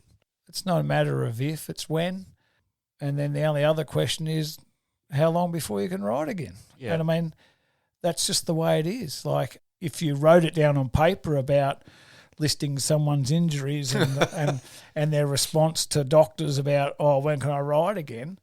Like it's what we laugh about it, but if you wrote it down or you had an assessment, you'd probably be put in a mental institution. That's what I mean. To outside, it's just crazy. But it's like, look, I'm not a great person because injuries happen. I've seen my fair share. I've had a couple of good ones. So like even when Chandler's had accidents at the track, as long as medical's there, there's nothing I can do. Like if I'm not the medical person attending to him, I can't change what's happened. Yeah. I can't change the outcome, right? So there's no point being emotional. A lot of people think I'm a bit cold-hearted or morbid. I probably am, but I can't change that. So the worst thing really when I'm officialing is hysterical parents, to be perfectly honest. But you can understand that, and I sort of sympathise with it, but it's the last thing you need. So. Yeah. And we just know that we just accept it. I guess it's part of the sport. the worst injuries for me is when it's not a rider error, you know. If it's a bike failure or stuff like that, that's when it really sucks, you know. Yeah. But to be perfectly honest, It's probably 95% of accidents are riders making a mistake. Or riding beyond their abilities as well, yep. Yep. So, you know, and parents for junior riders or younger riders, parents have got to take a lot of responsibility for that. You know, I get frustrated sometimes and I see parents pushing kids, and I'd be a hypocrite if I said I didn't push my son, but there's limits of how much you push. But, you know, some parents have got to understand the potential consequences of pushing a kid into doing something he shouldn't do it, you know. Oh, little Johnny's jumping that jump. Why aren't you? Don't be a pussy, you know. Yeah. I've learned over a long time that junior motocross is great fun. You make great friendships. You learn a lot. But in the scheme of the sport of being successful, it means very little. Yeah. And the biggest thing that you can gain out of junior motocross is confidence, and that's just let the kids develop, you know. And enjoy the sport. Yeah, got to have fun. That's why we get into it. I've had these conversations with Chandler. You know, sometimes he gets down if he's not performing where he wants to be, or we had some performance issues with our bike over the last couple of years, and it took us.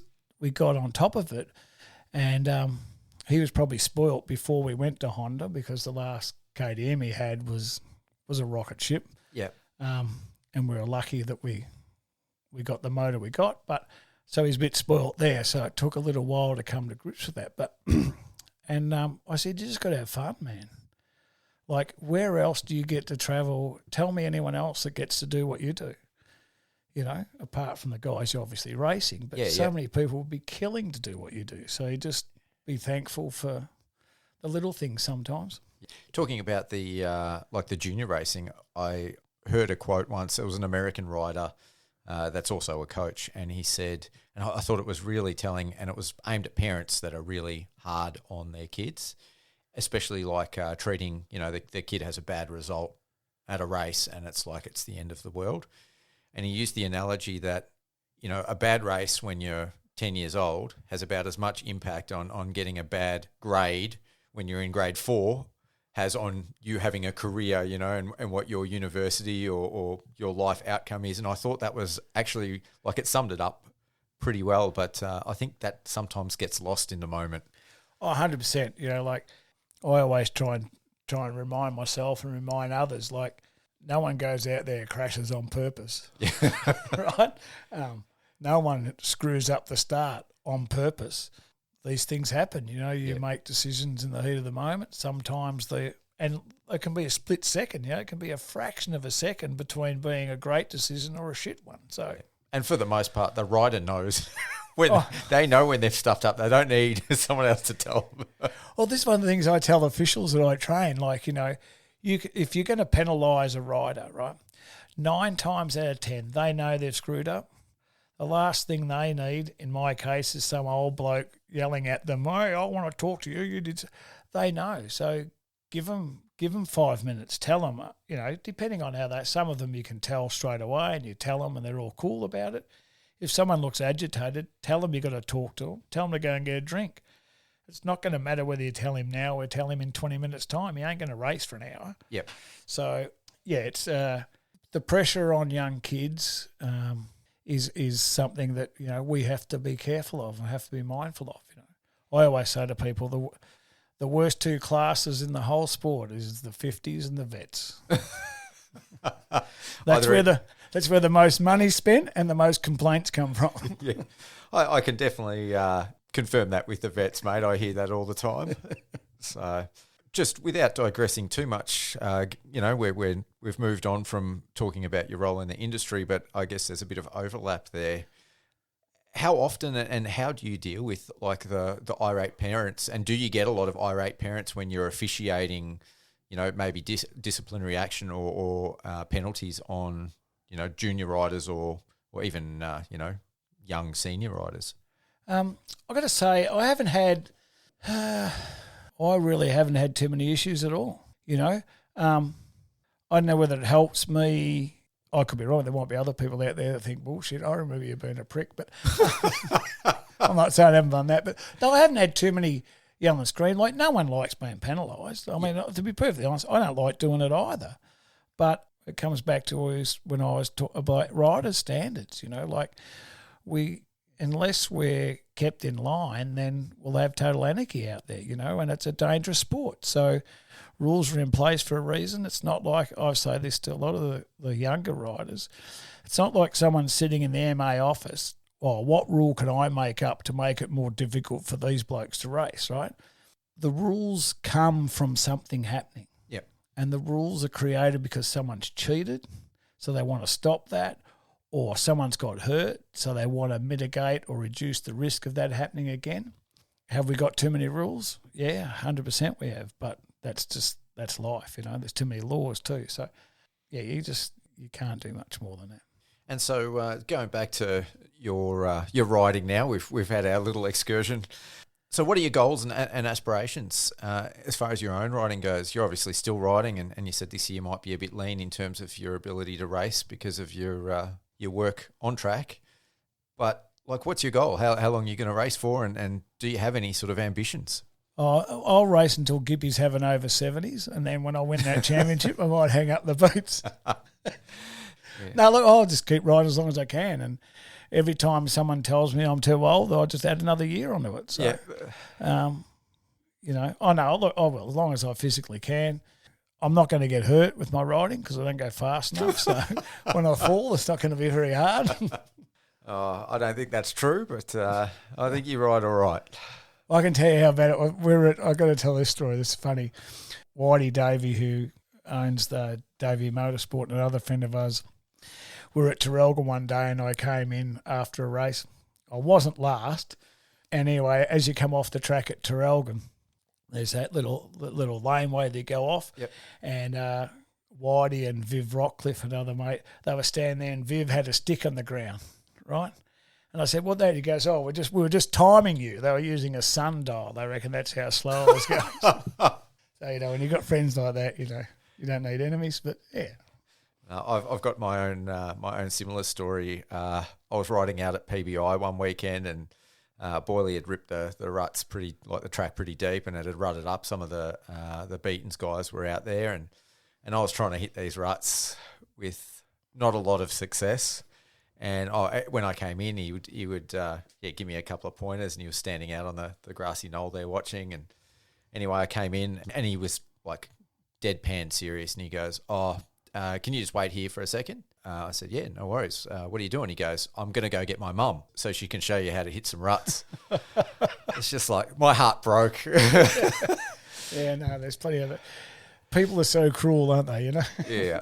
But, I mean, it's like we said, it's humbling, I think. The sport is very humbling as well. And you don't meet too many arrogant riders. There's a couple out there, but I think for the most part, you can't hide, your abilities, and so you have to become accustomed to whatever level you're at, and if you're not happy, you've got to put the work in, but you can't be a pretender.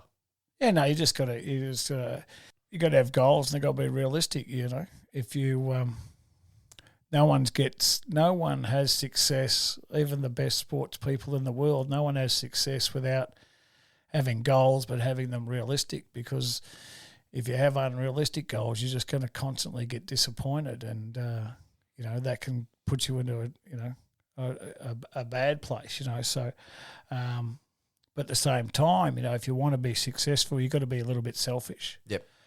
So if you want to be a top end sports person or a world champion, you have to have a little bit of arrogance, and you have to have a fair bit of selfishness, which maybe not so much selfishness, but you're making sacrifices. You've got to have drive, and then that drive to do a thing makes you a little bit selfish. Yep. That's where that sort of sits as far as, and similar with anything. Yeah, I understand exactly what you mean, but there is a price to pay, whether that's family time or, other responsibilities, or financially, if you're going to dedicate your time to being good at something, especially sport, there is a price that you're going to pay. You can't put all your time into that and still have time to put into to other stuff. So Oh, you want to be the best. You got to be smart too. Like, it's not always about quantity. Like, golf's a game that I enjoy a lot, and I learned early on in golf. You can go down the driving range and you can hit 2,000 balls, but if you hit 1,990 of those balls with the wrong swing, then you're wasting your time. So quality is a very important part about a lot of anything in life, really. Yeah. So do you still focus on technique and things like that when you ride? Is that something that's still in your mind? I haven't got enough brain capacity to focus on all the technique improvements. Chandler had me get up on the balls of my feet probably last year. Yep. I remember the first couple of times I tried to do it, I absolutely shit myself. Like, I was so scared. Like, riding on your toes is going to be one of the scariest things to do, when you're used to riding on your heels pretty much. Yeah, yep. But, I forced myself to do that now. That's just the best thing he ever taught me, So I try, but it's difficult, like at my age and my skill level, I don't have the capacity to think about all this. So I'll just go and, like, if I go to Hastings, I might say, right, I'm just going to make sure I hit every inside. Yep. Right? And go slower, go slower till I get it right, and then gradually build up speed, but then I get bored with that. Right? So then I go, no, I've got to go and have some fun, hit some burns. Just go on.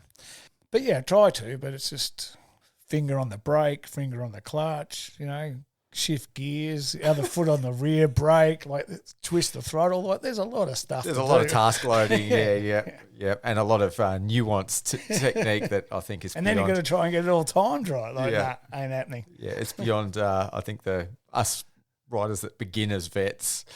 I think it's hard to get a handle on all that sort of stuff, but it definitely makes you appreciate what some of these younger guys can do. That's for sure.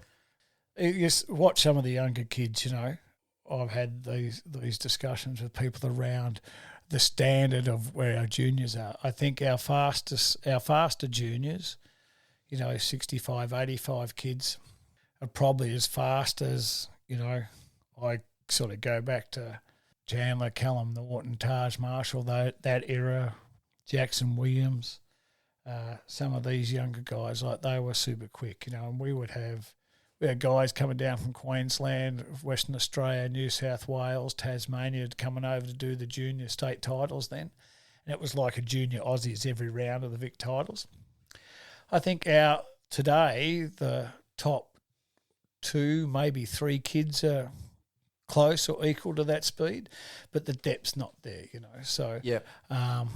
But then, like I was saying to you off air before, like, it comes in waves as well. If you go and have a look at the numbers of classes, like, there tends to be a 5 to 6 year wave of when the class is big or not. So I know it's a bit hard. The track's a lot different too. Machinery's a lot different. You go back 10 years to what machinery was like. And what I've noticed, the big change is people are focusing more on suspension now than they used to. When we were first in the sport, it was all about horsepower, and half the kids were riding bikes they couldn't manage, and they had crap suspension. Now the sport seems to have evolved a fair bit where there's a lot more focus on suspension, which I think is a good thing, Yeah. I think the proof is in the pudding now with I think the sport as a whole has become more scientific with things like Lit Pro and, transponders recording lap times, and the focus is really, I think, narrowed down on those improvements, like being able to have tangible, measurable improvements and what leads to those improvements. And suspension was obviously one of those things that, at some point the faster kids had, and the kids that were trying to chase that didn't. And I mean, that's how sport evolves, I guess. 100%. But in junior motocross, most of the bikes are pretty good stock standard anyway, especially the KTM brands. But I remember. Are you allowed to say that when you're working on a Honda and you're Well, it's reality. Honda don't make a lot of junior bikes, so that's okay. Yeah. No, look, I call it for what it is. So all the bikes are different. Most of the big bikes, to be honest, 250s, especially 450s, but they're all that close these days.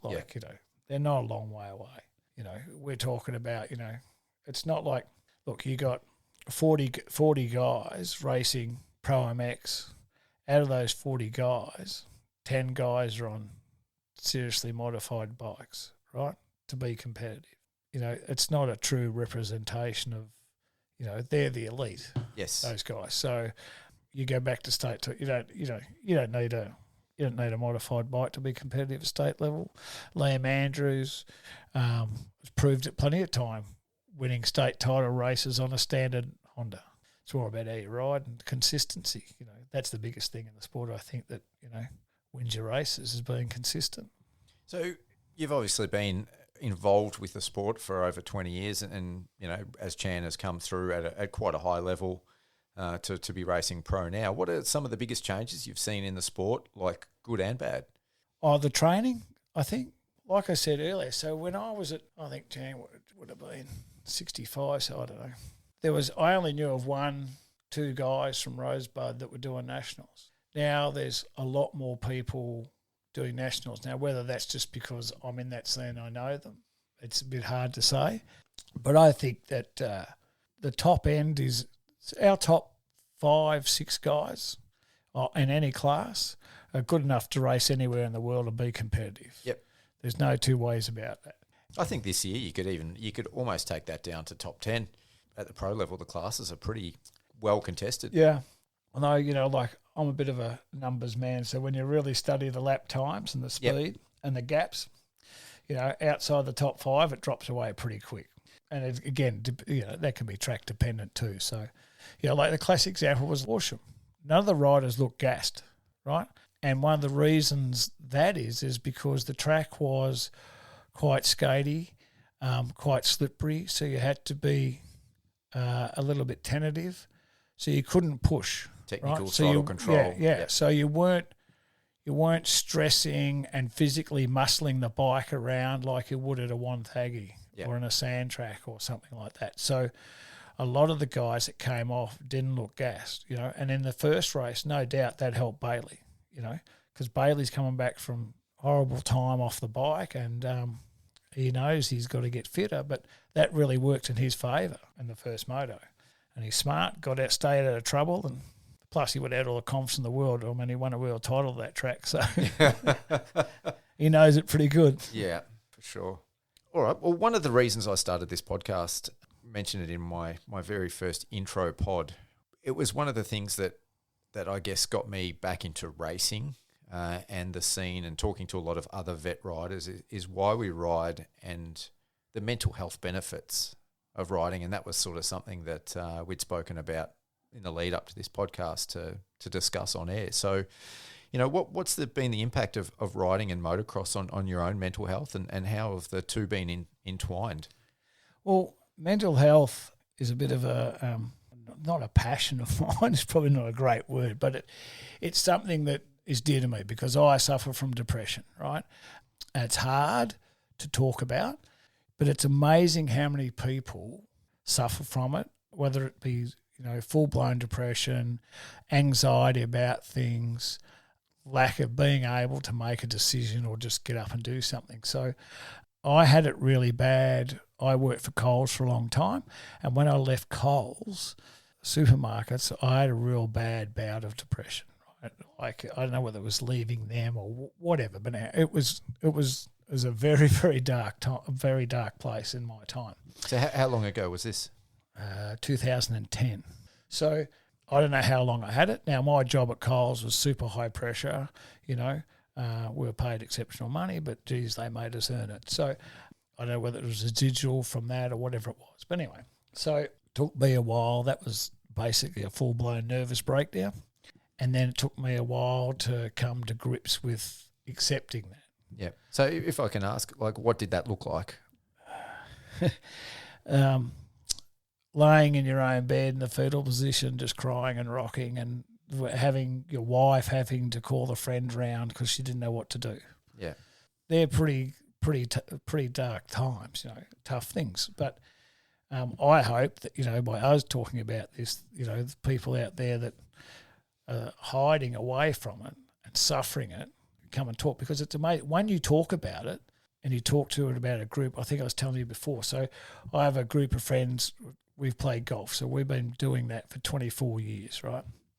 And it's only in the last 3 or 4 years that a couple of us spoke about different things and where we were in life, and depression and anxiety came up in discussion. And next thing we know, half the guys are suffering the same thing. So like some of the things you'll do is you'll be sitting in the couch watching TV and you know you've got to go and put the dishes away, but you just won't do it. You know, for me, a lot of it is, I've got to go and write those invoices up, or I've got to go and do a report on something, right? And I just wouldn't do it. You know, leave everything till the last minute, till if you don't do it, it's going to cost you a lot of money, or you're going to get the arse from your job. You know? And most of my things is things to do in the garage around bike prep, surprise, surprise. And the number of times that I'm doing bike work on a Thursday when it should have been done on a Wednesday, and it's simple little thing. Quite often it's a simple thing. It takes you 15, 20 minutes to do, but you put it off for 3 days. Then you go out and do it, and you think, shit, why didn't I do that? You know, even simple things. Could be putting the bins out or emptying your kitchen bin into the garbage bin. Little things like that. Worrying about things that aren't really there. That's the biggest thing. You sit there and your mind churns over, right? And you think about all these things that could happen, and they're never, ever going to happen. Yeah. You know?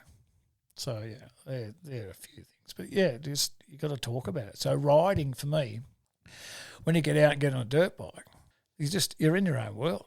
Yeah. Like, and just it's the most soothing. And I don't know whether it's because you haven't got a choice to think about anything else, right? I'm not sure why it is. But, yeah, like it's just...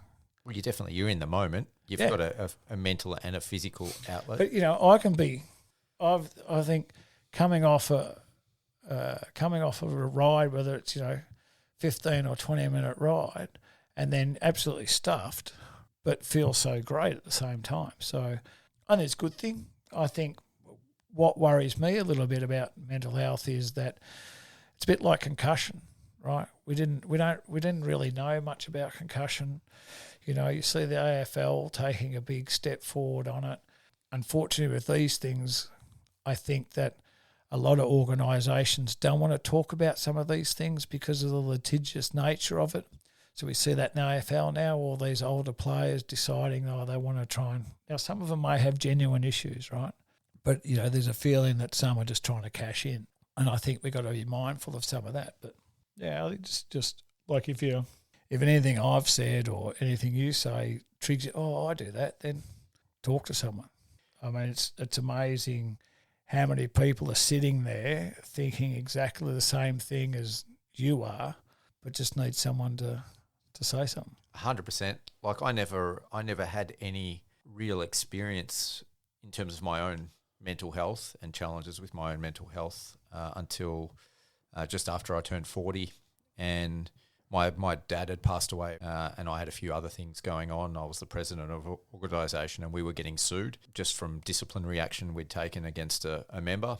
And then COVID had just started. My business started to be impacted, and I spiralled like really hard downhill. And I'd never had or suffered from depression before. And I guess my mindset at that stage was always like, when I'd helped mates through it, but it was like, just focus on the positives and just be happy, and think of the good things in your life. And I guess the thing that really hit me hard was realizing that it's completely involuntary, like the feelings and the things that are happening to you, like your body. Like I had a physical pressure, it felt like a physical pressure on my chest every day. And I would be sitting at my office working away and just burst into tears. And like this was from never having experienced this in the past, and I couldn't explain why. And this just went on for weeks and months. And it was a really horrible time. And, I thought lots of dark thoughts, and I've got a lot of positive things in my life. I've got a great family and kids and job, and I was financially okay. For me, that was a real wake-up call as to what mental health looks like, and that when you're suffering an illness, it's like any other illness. You can't just wish it away or pretend that it's not happening. It's like a broken bone. It doesn't matter how hard you wish. It's not just going to disappear. And, yeah, so for me, it was the same thing. My depression was manifesting in a variety of physical health issues was how it started to play out. And it was, for riding for me was exactly that. It was the therapy that I needed.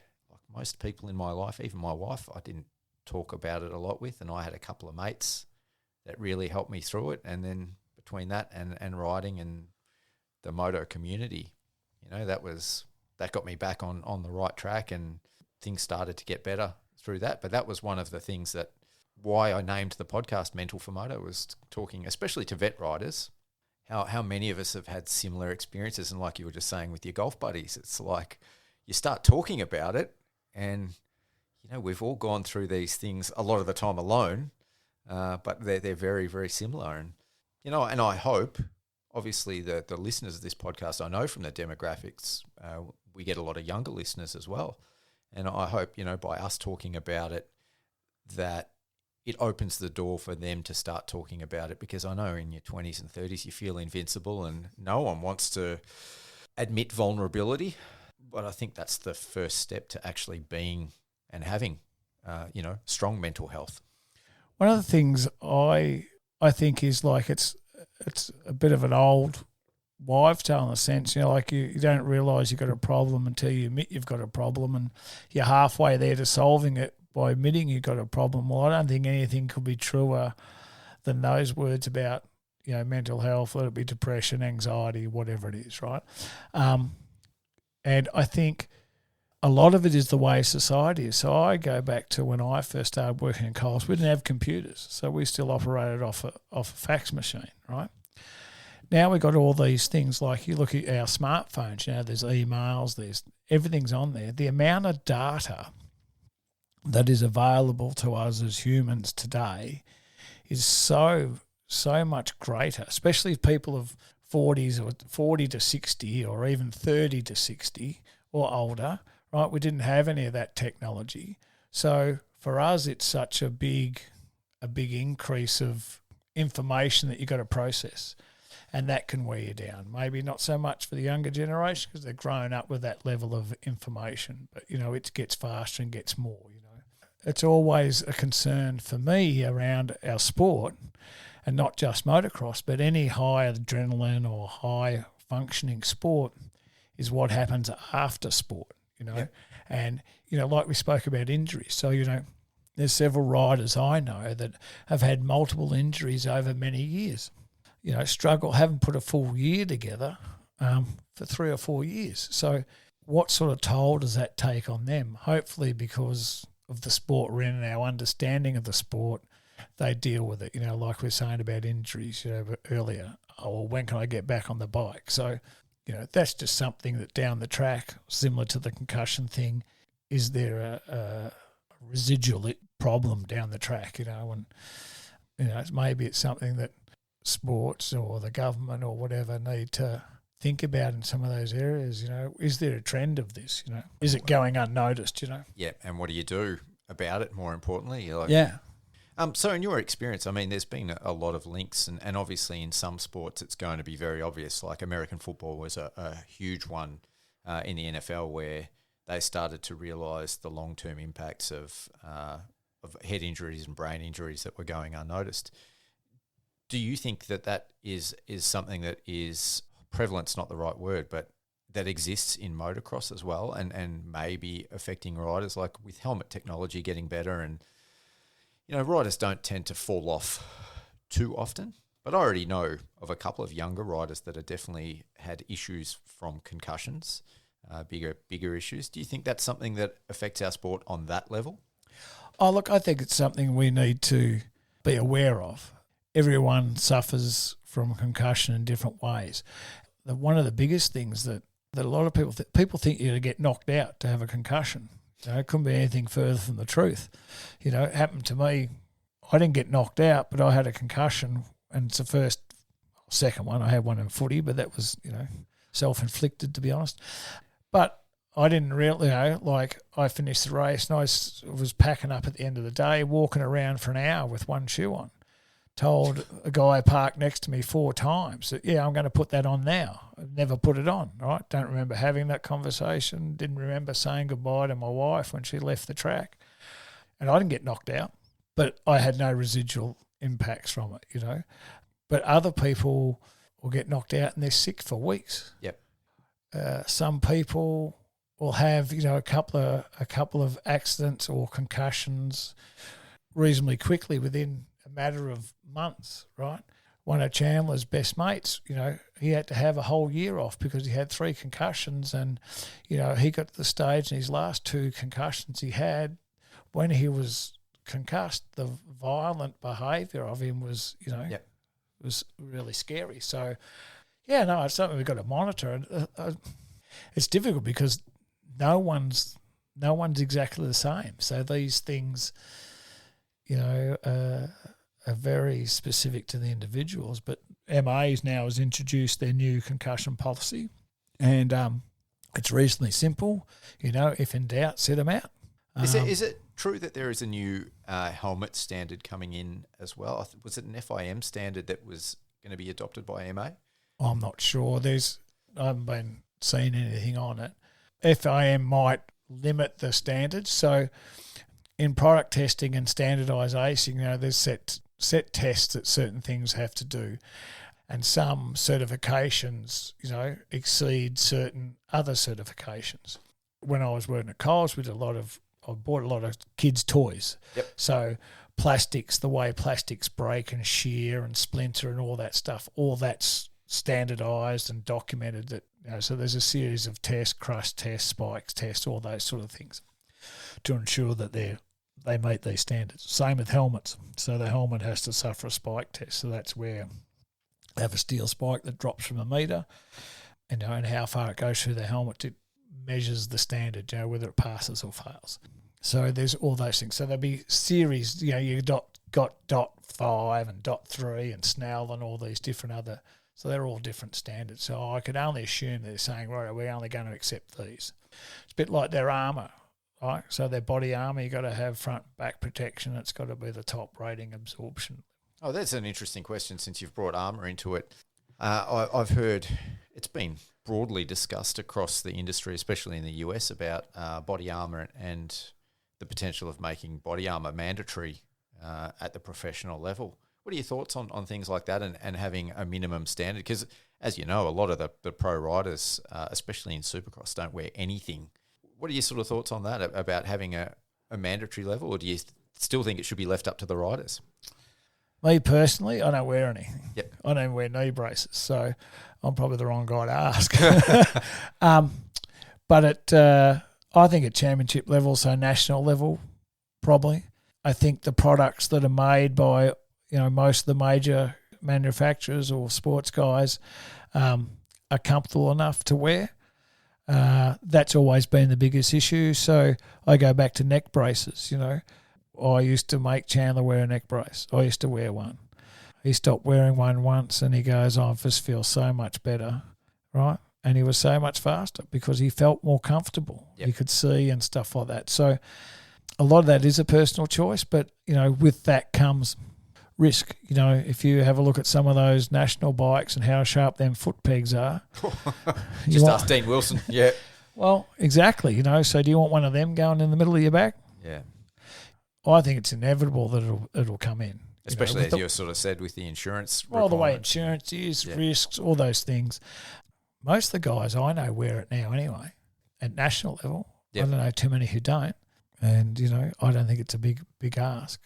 And if it makes it safer for people, if it stops one injury, then it's got to be a good thing, doesn't it?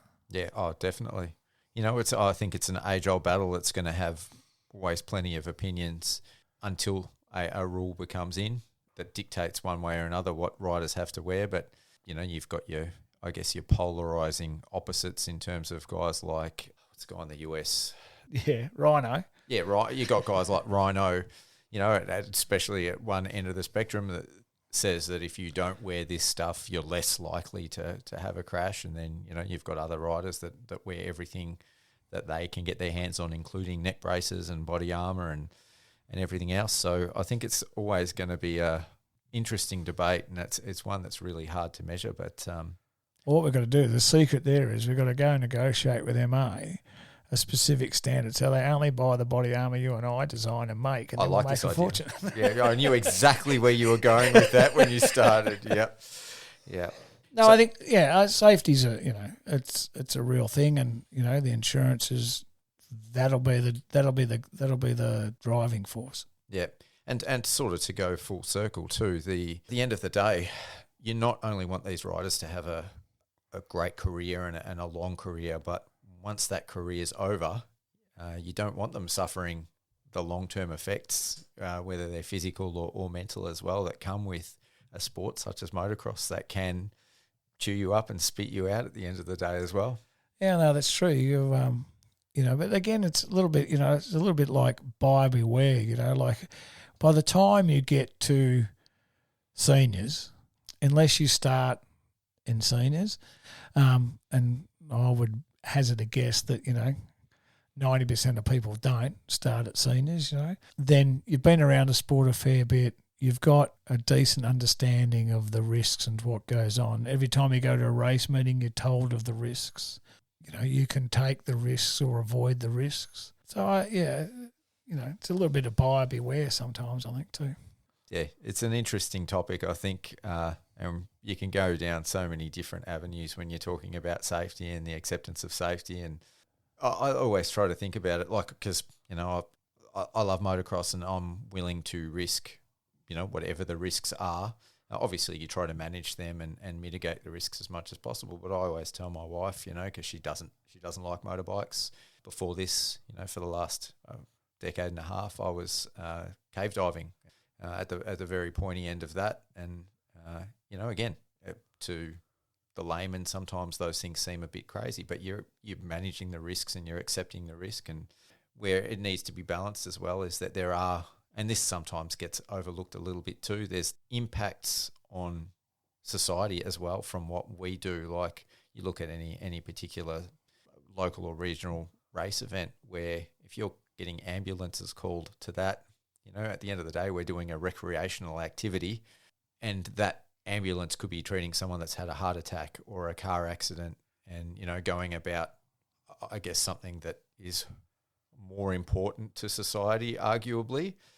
So I think we've got a responsibility from that point of view as well. Like we might accept the risk, but as a sport to manage those risks as well, because I see the potential there to get external authorities as well starting to put measures on our sport, especially as the world becomes more conscious of those things and more litigious. And I would hate to see the sport getting negatively impacted from outside influences.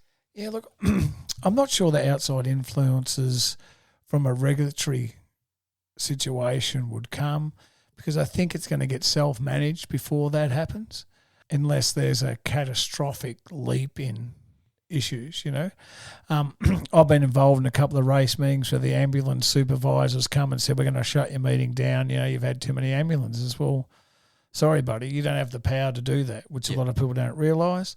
Every single person here is a member of ambulance, in Victoria's case, a member of Ambulance Victoria. You're obligated to provide them a service. If we've advised them that that we're having an event, but these are the realities of it. And most of the time, the issues around ambulance service is more about political budgeting negotiations than anything else. Cops come. I want to shut your meeting down. Different argument. Yes, Don't have as big a case against the police, right? So, I think insurance will dictate that before outside influences come into play, and even our own objections to things. Like we're pretty reasonable people in the sport, and when we see something that's getting out of control, enough people will voice the opinion to make a change. We try to protect our own. Yeah, but I mean, a classic example of that about, like, say, rule changes, right? So we had bar ends, had to have bar ends, right? And the bar ends came around from when we had 1 mil thick wall steel bars, right? Cut through and like a centre punch, like and the end of your grips are missing. Yeah, so now, and for years they were in place, and we had aluminium bars that were 5 or 6 mil thick, right, rounded off at the end by the manufacturer. But, oh, no, we told you to cut them because they were 10 mil too long, right, and make them dangerous again. So, but eventually we self-policed and that rule changed because it was just nonsensical now. And a lot of our rules date back ages, So you're saying you don't have to have your bar ends plugged? No. I didn't even know that. Yeah, as long as as long as the grip's on and the grip's complete. I'm sure at scrutineering, I've still had the guy stick a screwdriver into Well, the then end you of stick the the bars. screwdriver. Like I said, when guys come along, start sticking screwdrivers in grips that are $50 a pop, and that's when I get angry. Look, it's been awesome having you on the podcast, mate. I was saying to you just off air when we had a bite to eat that, like, as you were talking, I just keep coming up with more and more questions that I want to ask you, but I've avoided it just to try to stay on track as much as we can. But look, you're a wealth of knowledge, and you got some really interesting opinions about the sport as well. So yeah, it's been great having you on, and I'd love to get you on again at some point.